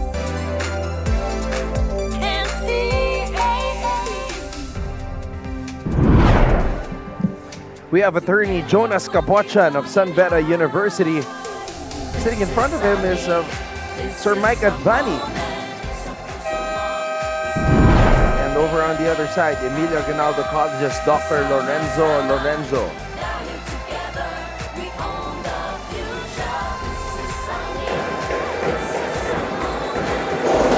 Ito na yung lineup ng San Beda na pangdiinan. There's Mr. Mike Advani.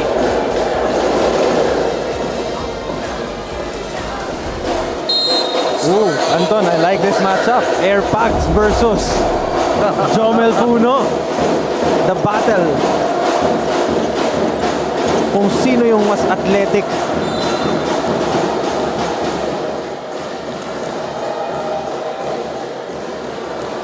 The thing is though, we haven't seen much of Jomel's athleticism in this game. He's only scored 2 field goals and those were 2 3-point. And isa yon sa reason kung bakit mataas yung percentage niya sa labas and sa 2 points kasi pinipili niya yung mga tira na binibigay niya. And so far, mainit pa yung mga teammates niya. I mean, for you to be able to understand na habang mainit yung teammate mo, dapat hanapin mo siya and magparaya ka muna. That's a different kind of chemistry na meron ng isang team.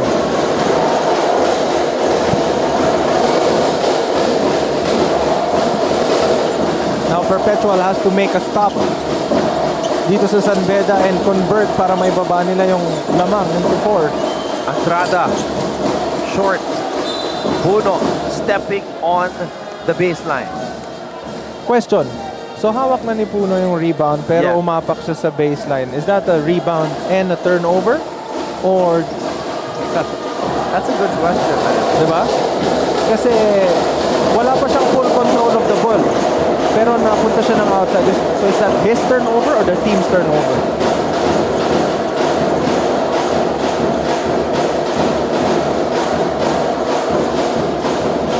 Pakaran.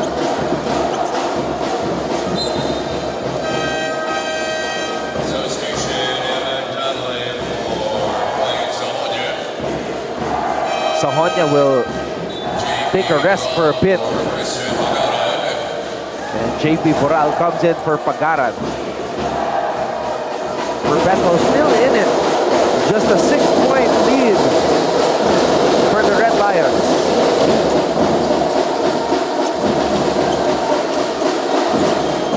Tagle. Wow. Coach Olsen Racela is beside himself. You know, San Beda's been shooting the lights out this entire game. Hindi ma-figure out ng Perpetual kung itutuloy pa ba nila yung zone or pupunta sila ng man. Kasi pag nag-zone sila, nasushoot yung tira sa labas. Pag nagmaman, nasushoot pa rin yung tira sa labas, which ang binibigay na nila is yung drive. And Perpetual runs out of time.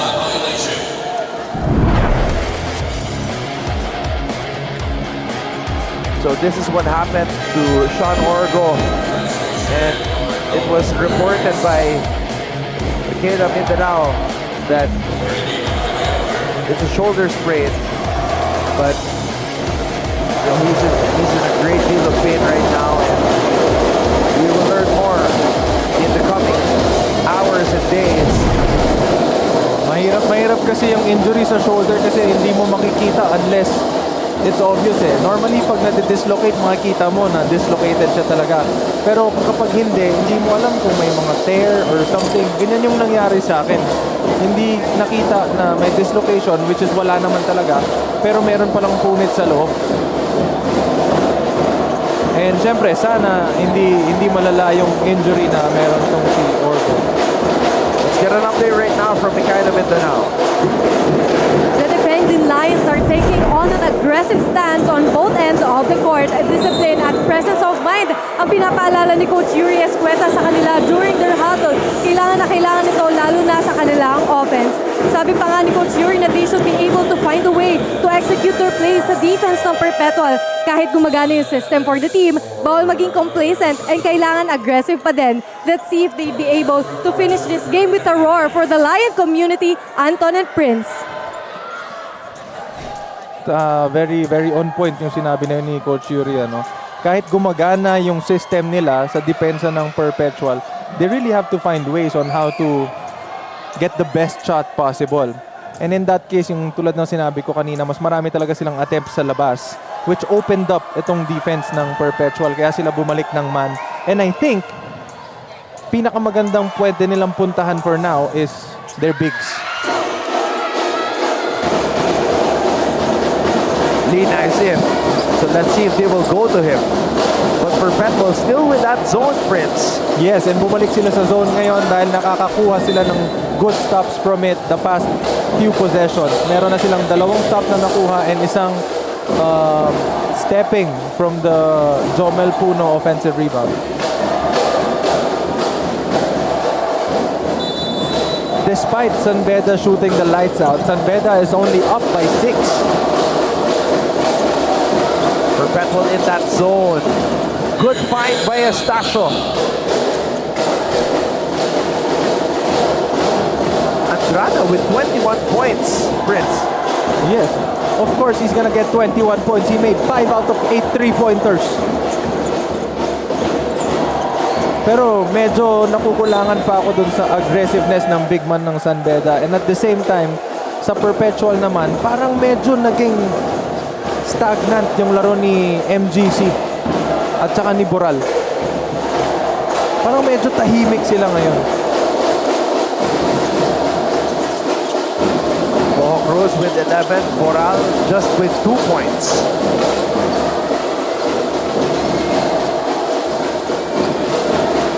Puno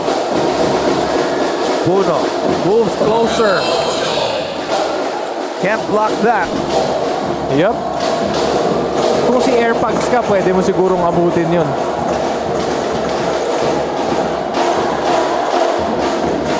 Abis also, from dun sa unang basket niya, medyo tahimik din ngayong game na to. Boho Cruz shoots from way out. Abis grabs the offensive board. Boral. Abis. What a pass! What a pass!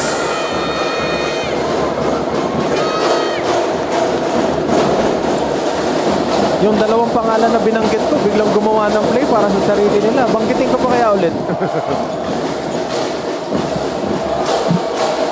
Kakailanganin ng Perpetual lang kahit na sinong player na magsi-step up sa kanila. Estacio. That's a good stop by Perpetual. This is a crucial possession right here, Prince. Yes.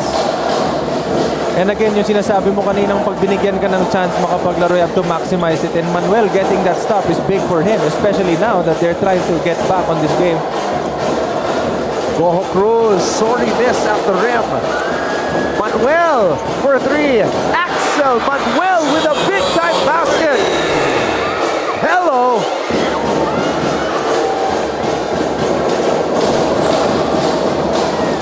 Axel Manuel stepping up for the injured Sean Orco. Lina. Oh, that's a brick wall. He's trying to break down. Oh, Penny Estacio. What a response by Estacio. Nagsasagutan lang sila eh. And sa mga hindi nakakaalam ng mga viewers natin, yung percentage in numbers ng Perpetual and San Beda halos pantay lang sa isa't isa. Nagkakatalo lang talaga dyan kung sino yung mas may gustong manalo. Oh, JP Boral grabs his own miss. Boral using his length and strength. And this was your concern, Anton. The past 3 possessions ng Perpetual, they got 3 offensive rebounds. And as you said kanina, isa sa mga naging problema nila last game kung bakit natalo sila is yung huling offensive rebound na nakuha ng kalaban.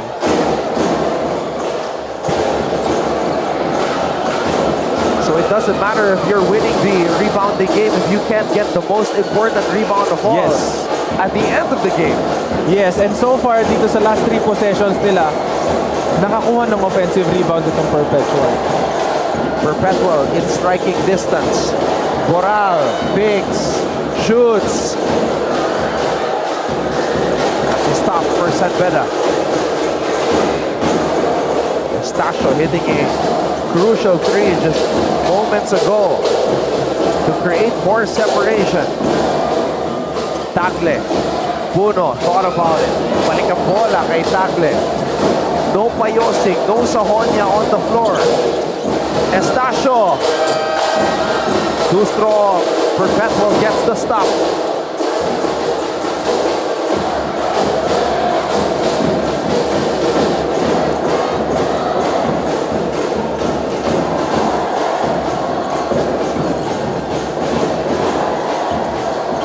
Manuel.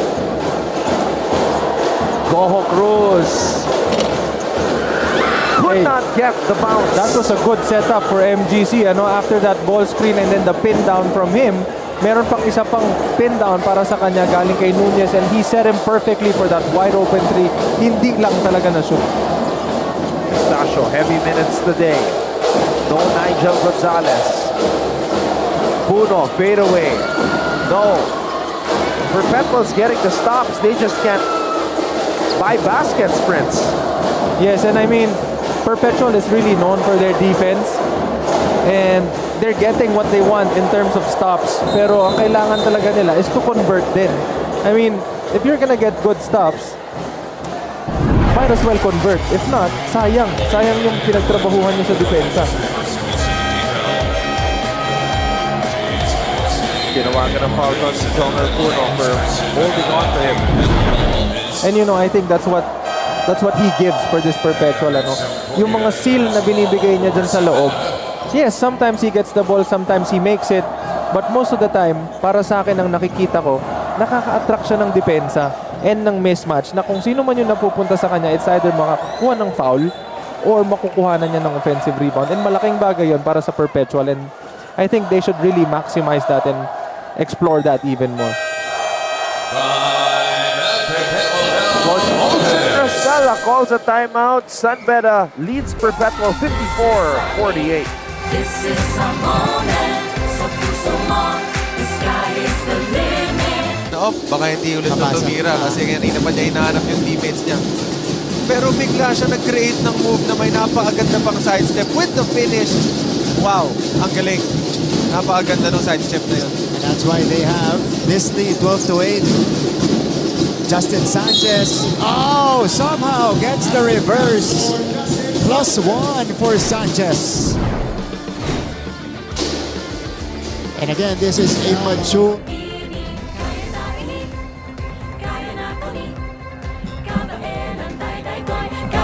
54-48, San Beda leads Perpetual. And Chris Pagara today, 3 out of 13 from the field, just 8 points. They are missing his production, Prince. And he was a big reason kung bakit nanalo ng 10 itong Perpetual kontra Letran nung nakaraan. Yes, and again, kanina binanggit ko nga sa'yo, itong si Cedric Abis, si Christian Pagaran, and syempre si John Boral. Sila yung naging parang key ng Perpetual dun sa nakaraang game nila kung bakit nakuha nila yung panalo na yon. And so far dito sa game na to, medyo tahimik sila. And si MGC yung medyo nagsi-step up, at saka itong si Nunez with 4 out of 4 field goals with 11 points.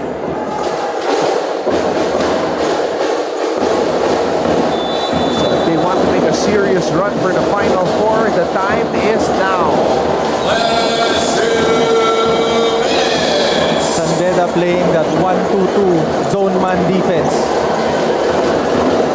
Nunez. Pagkaran. Nunez blocked. But it's still Perpetual basketball. Manuel. Gohong Cruz. Oh. Okay, gusto ko lang sana sabihan yung mga fans natin ngayon na nanonood na mga basketball players din, na mga big man. Panurin nyo ng maigi kung paano maglaro si Bismarck at saka si Jericho Nunez. Si Jericho Nunez, 4 out of 4 ang field goals niya, pero hindi niya pinilit yung 4 na yon. And ilan na yung fouls nang nakuha niya by just sealing his man, or kung sino man yung tao na napupunta sa kanya, may bola or wala, isi-seal niya. Ngayon, nakakakuha siya ng foul. Extra possession yun para sa Perpetual. Hey! Perpetual is down by just 4 now. After that, inbound play. And the steal! The Altas get the steal! Manuel! Oh! Oh my, that hurts. That hurts. They needed that. Addis was not ready for that drop pass by Axel Manuel. But you know, at least, alam nila sa sarili nila na pag pre-pressure nila, kaya pa nila makakuha ng stops and ng steals. Estacio missing on that triple, which on the spot where he was able to hit was just several plays back. He tries again. Penny Estacio. He likes that left wing. He was hunting for that shot. And he puts Perpetual back up ahead by 7.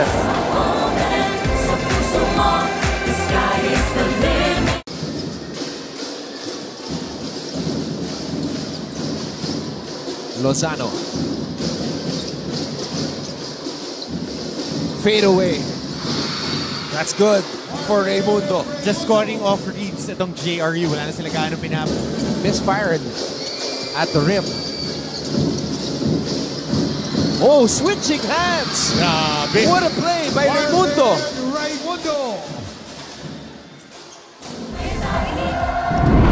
Benny Estacio puts San Beda ahead by 7.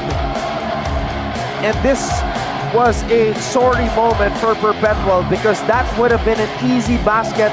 San Beda's lead would have just been down by 2. Would have shrunk to 2. Now it's up to 7 because of this.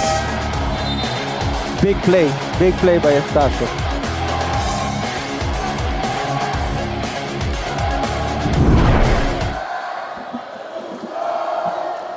Benny Estacio, 2 crucial triples that created separation. And this might be the separation that San Beda will need to preserve this win, Prince. Yes, and alam nyo, si Penny Estacio, meron lang siyang 6 points.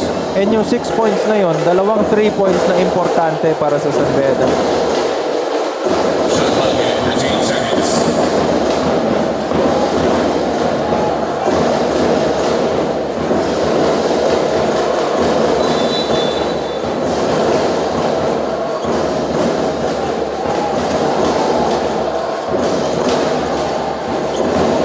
Has to find a friend. Tingnan na yun. Oh, dangerous pass. Gohong Cruz from the corner. MGC. He did it again.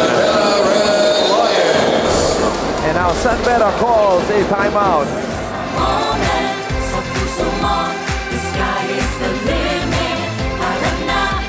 In the paint.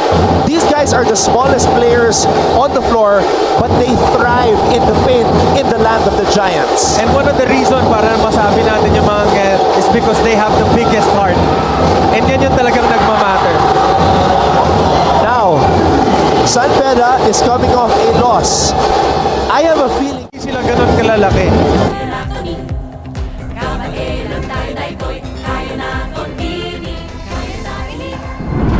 if Penny Estacio likes the left wing, Mark Goho Cruz loves the left corner.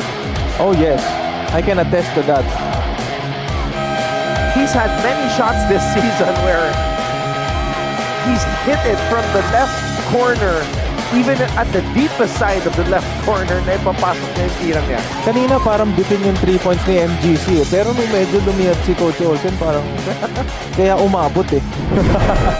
Shout out to you, Coach O. Alright, 37.3 seconds. San Beda's protecting a 4-point lead. Perpetual needs a stop. Okay, now Anton, I have a question for you. With 37.3 seconds left, lead San Beda by 4. Who do you think the ball should go to? I think it should go to Penny Estacio and let him decide the play. I think that's a good idea. I was about to say that. I was actually leaning for you to say, you have to go to Yukin or to Bismarck. But now that you've said that Estacio, I think that's a really, really good idea. I mean, he made that basket. He made 2 of the big 3-pointers for San Beda that they needed. But I say that not necessarily meaning that Estacio has to shoot it. Oh yes, you just want him to let him decide. Yeah, let him decide. And there you go. He gives it to Andrada. Oh, that's an offensive foul. Offensive foul by Yuki and Andrada.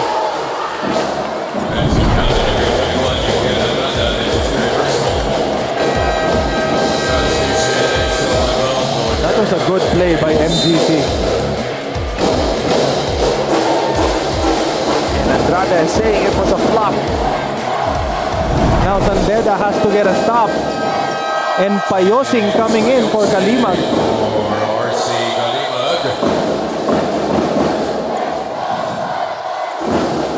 Now I will throw the question to you. Who should Perpetual go to here, Prince? Oh, MGC. And here he is. Your wish granted. MGC, nalunod. Throws it out. Pagaran, open. Short. Lina with the rebound. Anton, that was a very good decision for him to kick out to Airpags. I mean, Airpags is one of the guys who you want to shoot the ball when it comes to ganitong crunch time. He was able to get a couple of defenders to get Airpags open. Unfortunately, Airpags missed the shot. But that was a good play. So now, Perpetual fouling.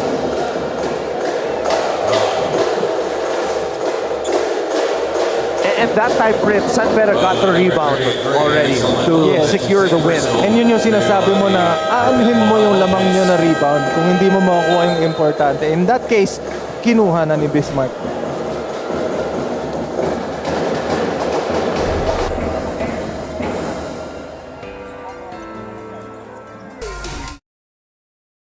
Marami sa mga student athletes ng NCAA ang tumutuloy sa mga professional basketball leagues at may mga piling atleta rin na nagiging basketball legends. Ilan sa mga past and future basketball legends ng NCAA ay sina Kaloy Loizaga, Lauro Mumar at Freddie Webb na sinundan nila Atoy Ko, Philip Cesar, Vergel Meneses, Alvin Patrimonio at Samboy Lim. Together, we own the future. Kaya natin ni, kabaelan tayo daytoy. Kaya natin ini, kaya na ini, kaya natin ni, kabaelan tayo daytoy. Kaya natin ini, own the future. 4.1. That is the time remaining. It's San Beda basketball as they are trying to preserve this win. That's Mark Denver Omega now serving his residency with Letran, former Perpetual starting center. Oh yes, he played a huge role for them.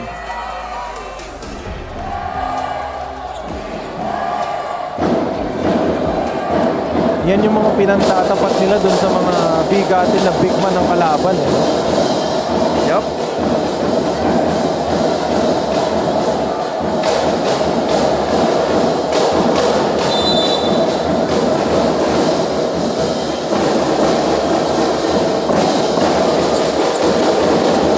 Estacio throws it in to Lina, and they're going to foul Bismarck.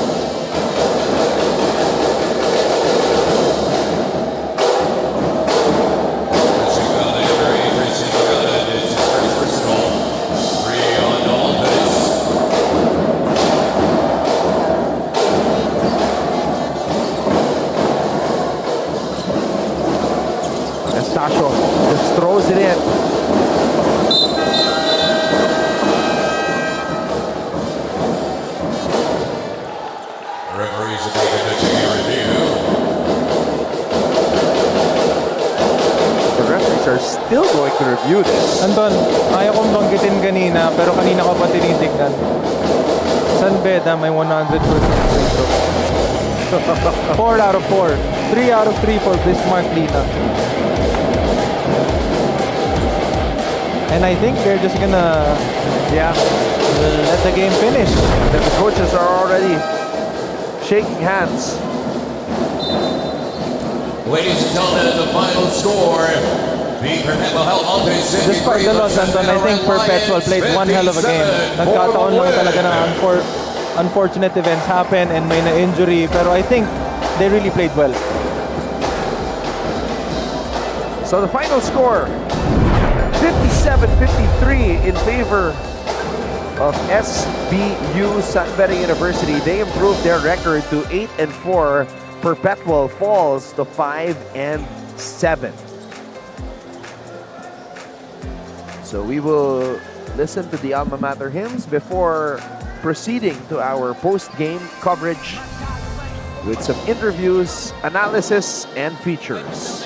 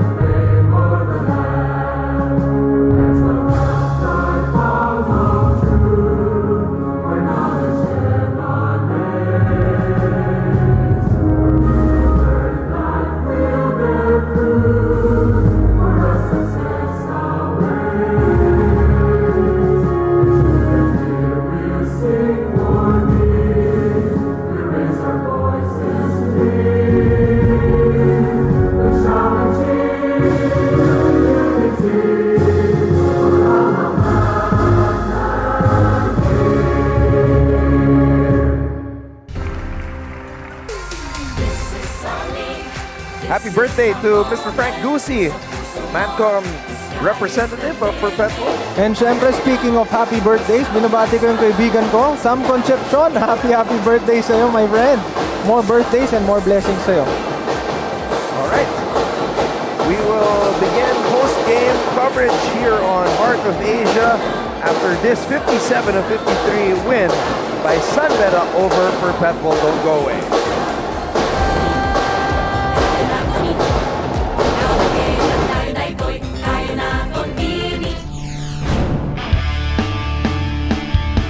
And we're back.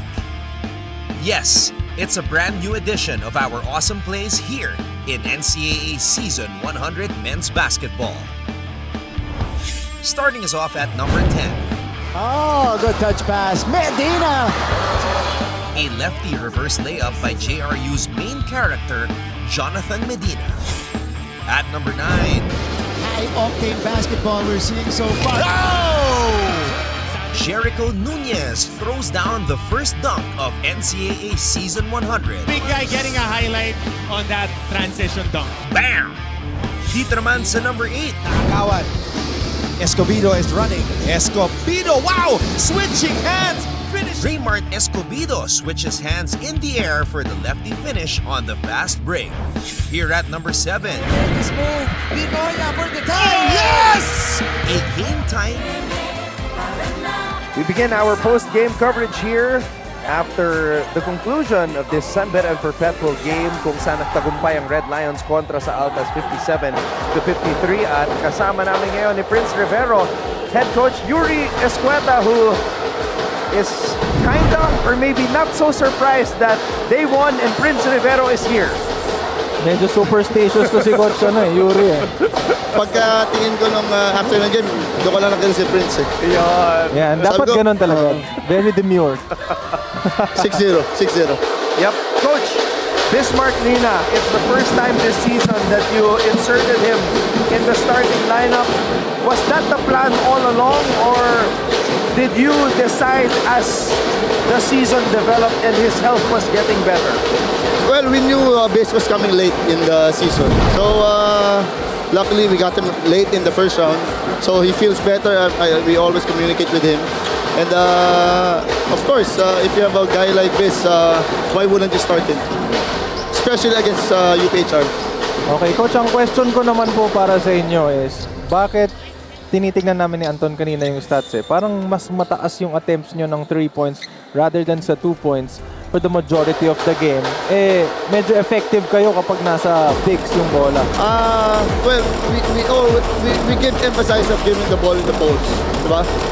But what the defense is giving, by Perpetual, what giving us is really those open threes, especially with this,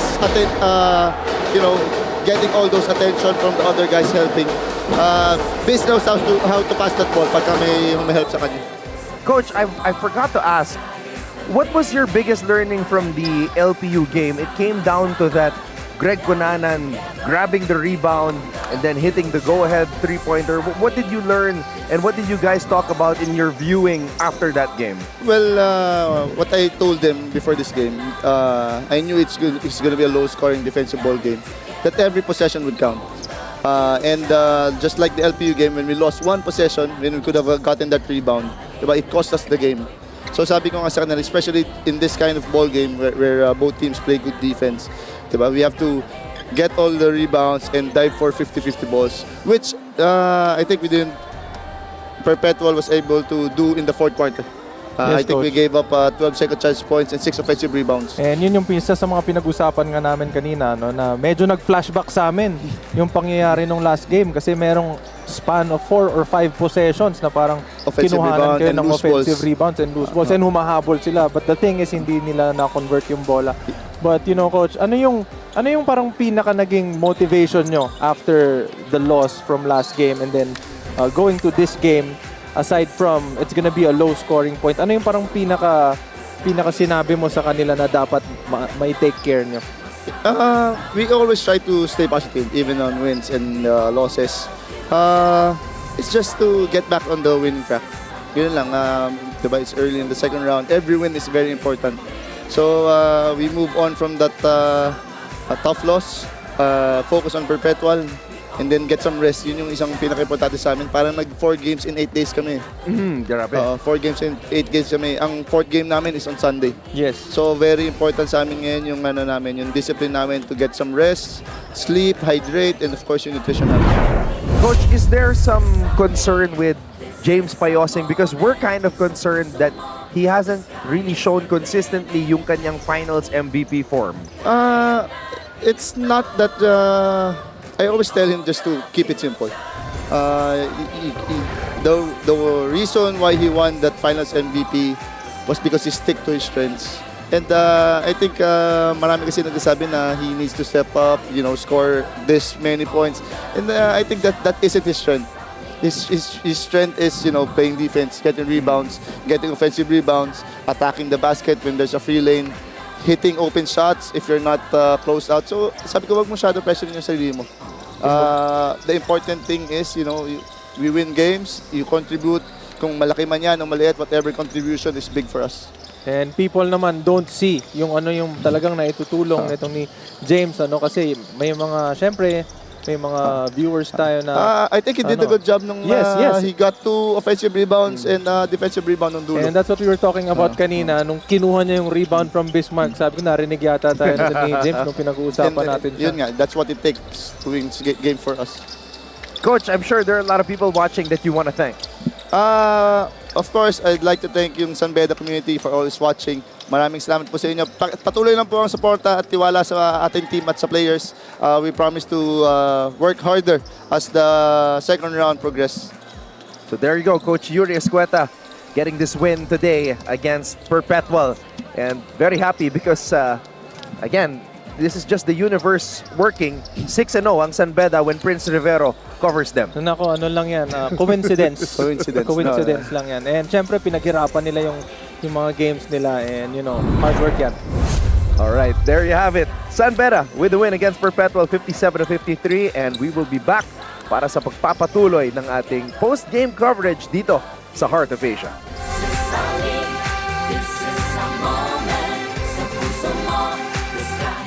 Mga kapuso, muli na namang nagbabalik ang ating awesome plays para sa ikalawang linggo ng NCAA Season 100 Men's Basketball. Simulan natin sa number 10. Kahukom. Uy, ganda! Wow! Joshua Kahukom on the fast break. Sinainstepan si Jimboy Estrada upang makapuntos para sa binil. With a side step. At number 9, Ang sikip ng court ngayon. Ang lalaki. Oh, what a pass! What a find! it's Kyle Ochavo who finds himself in the land of the Giants but still finds Jude Bagay for the easy deuce. Here at number 8, Backdoor. Barba. Oh my goodness! How? the league's scoring leader, Ato Barba, goes backdoor for the pretty reverse layup. How about a first at number 7? 5 out of 9 from beyond the arc today. The team captain of San Beda University is with me, and Prince Rivero right now. Yukian, you took it upon yourself to be aggressive, but Prince Rivero just moments ago said, I told you to be aggressive. Yup. Actually, before pa ng game, nag-stretching pala kami. Sabi ni Kuya Prince sa akin na I have to be aggressive nga kasi when I get aggressive, my teammates also follows my aggressiveness. So ayun, malaking tulong talaga yung pagiging aggressive ko on the start of the game. Okay, and syempre, galing sa loss from the last game, and isa ka sa mga leaders at nilook up to ng San Beda team. Ano yung sinabi mo sa kanila after the game in preparation for this game? Kailangan namin bumawi. Yun lang lagi ko inuulit. Matalo kami, kailangan namin bumawi. Masakit kasi yung talo namin last game. Game winner pa ni Greg Cunanan. So, ayun lang, we just stayed together. Sa trainings namin, we just picking each other up. And then lumabas ngayon sa laro namin. This team is undergoing a lot of changes. Bismarck Lina being incorporated. Coach Yuri has been stressing na matagal nyo siyang kinantay. And then Nigel Gonzalez now, Penny Estacio coming in. How do you guys make these adjustments on the fly and make sure that you continue your winning ways despite all of these changes? Well, ayun, nagsisimula sa coaches namin na binibigyan kami ng tiwala ng mga coaches namin. Kahit sinong pumasok sa amin, the coaches gives us trust, the confidence. So, kahit sino pumasok sa amin nga dito, basta ready to play ka, maganda sa laro mo. And isa yun naman sa sinabi ko rin kay Anton yung pinag-uusapan na yung rotation ni Coach Yuri, unorthodox eh. Hindi siya yung pare-parehas na makikita mo every game. Depende talaga yan dun sa matchup ng kalaban and kung ano man yung ibibigay nyo sa offense, ano yung game plan na meron kayo. Okay, speaking of yung nabanggit nga kanina ni Anton, na may mga players kayo na bagong pasok and iba-iba yung first five. Especially now na si Bismarck nilagay na sa first five and ang laki nang nakukuha nyo sa kanya when it comes to him sharing the ball. Ano yung pinaka ine-expect mo na gagawin ni Bismarck para sa susunod pang mga games? In-expect ko si Bismarck to be dominating the paints. Kasi grabe yung presence talaga ni Bismarck. When he seals, in defenders, lahat nagka-clog in sa kanya in the paint. So Bismarck, sasabihin ko lang kay Bismarck ngayon na just keep improving, you know. And maganda yun naman yung pinapakita rin ni Bismarck. You had a nice fadeaway there on the post. Yes. Tough. How long and how many shots do you take with that particular move? I've been doing it since even preseason, even last year, but I just didn't have the chance nga to showcase that last year. So I think I've been improving my post game with Coach Norman, Coach Jenkins, so they're a big help sa akin. Imagine having those coaches as your big man coach. Yep.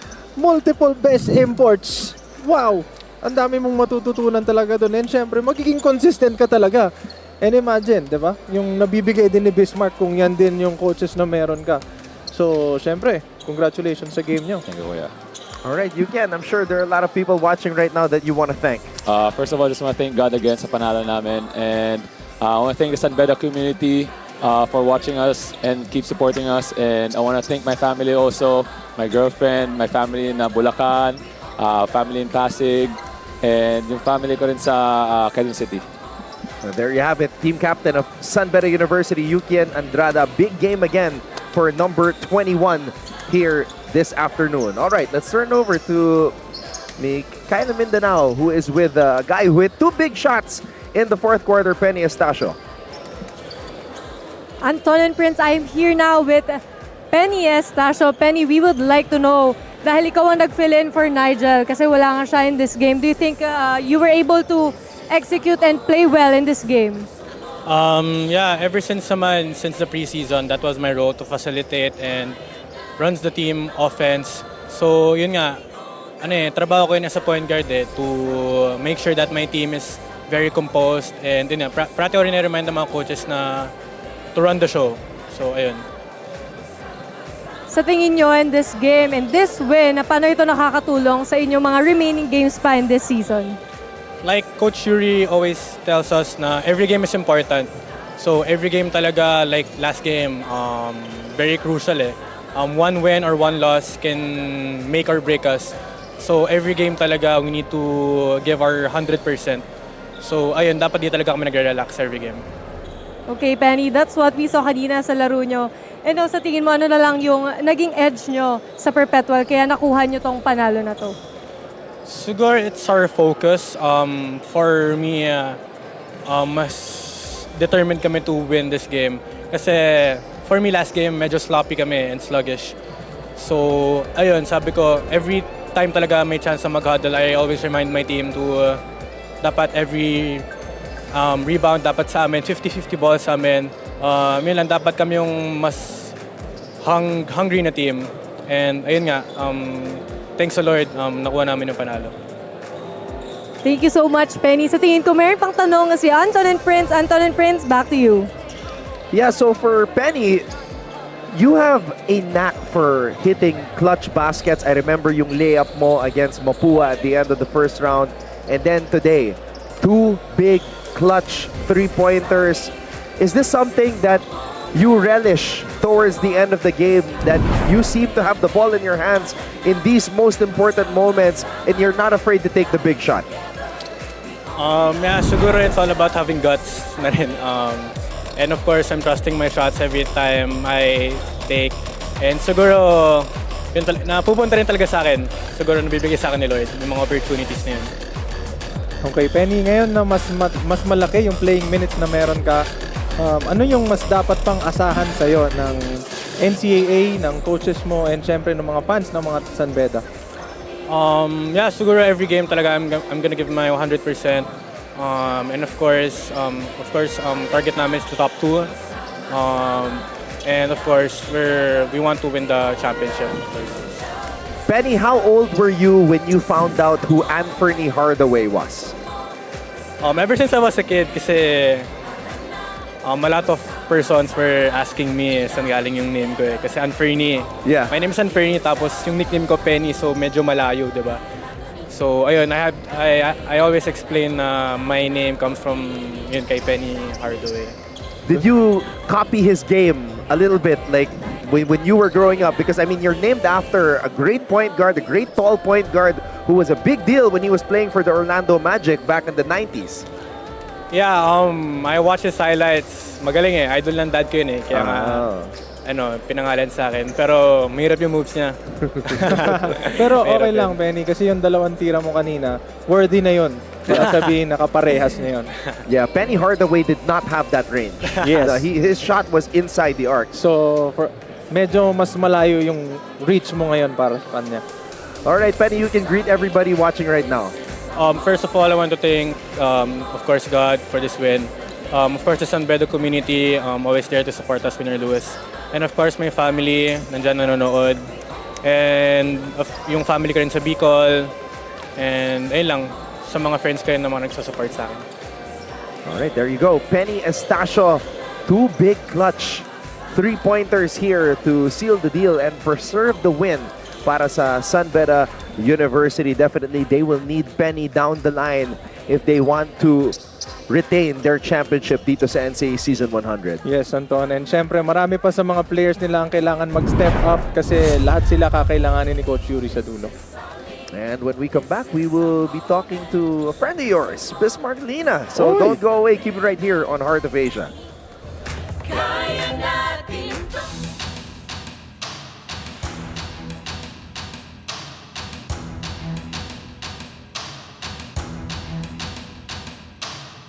It's a very different team right now. Of course, we grew to love that team. We were together for a while. Now, completely new. I mean, I probably have 10, 11, maybe even more new players. I can't even count. So, different look. But I like the group of guys that we have also. I mean, obviously, we're losing a lot of really good players. So, hopefully, other guys can step up and help us win. Siguro, masasabi ko mako-contribute ko para sa team na to kung ano yung missing piece ng team namin.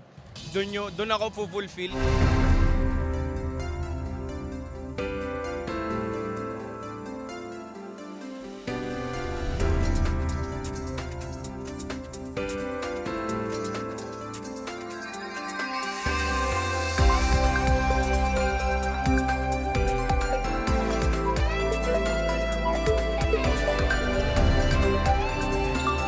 Prince Rivero and I are standing alongside a guy that, you know, has been making a tremendous impact for the defending champions. We're seeing the endgame statistics here. Although these statistics do not reflect what he has been doing for San Beda. Yes. But his arrival has completely changed the game and the dynamic of the Red Lions. Of course, we're here with Bismarck Lina. Bismarck, you had your first start today in the NCAA in a San Beda uniform. How long did you wait for this opportunity to finally showcase what you can do on the court dito in the NCAA? Actually, sobrang tagal na gusto ko na maglaro. Ilang years ako nag-wait and ayun, nagpasensya lang ako na inaantay ko yung time ko habang di ako nagagamit, nag-extra work ako and ngayon nagagamit ko lahat ng mga na-extra work ko and Okay, and syempre, Bismarck, isa sa mga nag-stand out talaga sa nakita namin sa games mo, the past few games, nabanggit ni Anton kanina, you completely changed the dynamic of San Beda. Ano yung sinasabi sa'yo ng coach mo para i-embrace mo yung role mo na pagiging unselfish big? Parang sabi, simple yan lang. Pag walang double, i-go ko. Pero pag may mga open looks, pasa ko lang. So, ayun, naggana naman. Lumalabas naman sa game yung mga disadvantages and na-convert naman namin.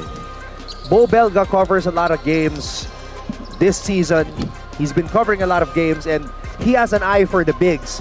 and he has mentioned on air, on record, that prior to you, there were only two big men that really operate in the post, Allen Liwag and of course JL Capulong. Now you've been added to that list. So how does it feel that, you know, somebody who plays in the pros like Bo Belga speaks highly about you, na talagang yung laro mo as a postman changes the game and makes a huge impact, a huge asset para sa kupunan mo?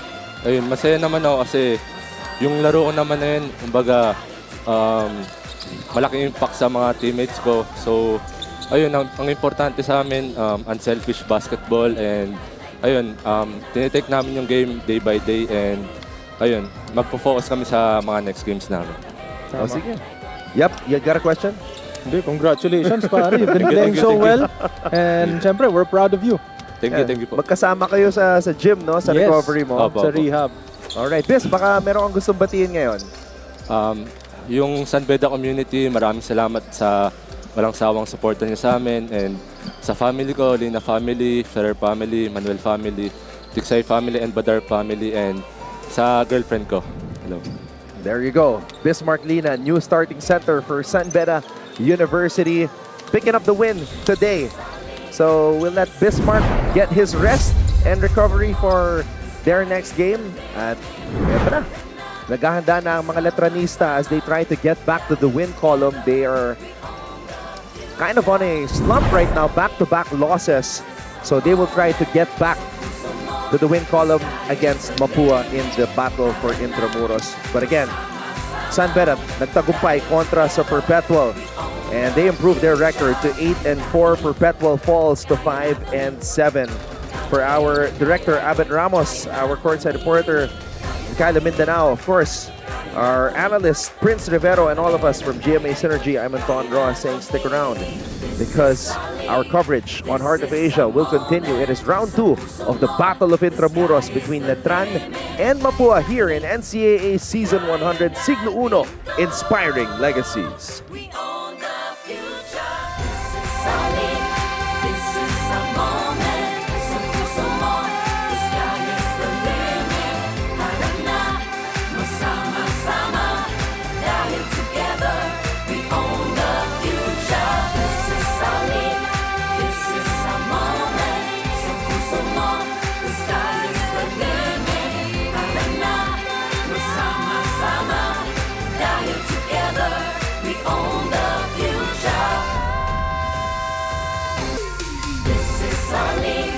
This is our moment.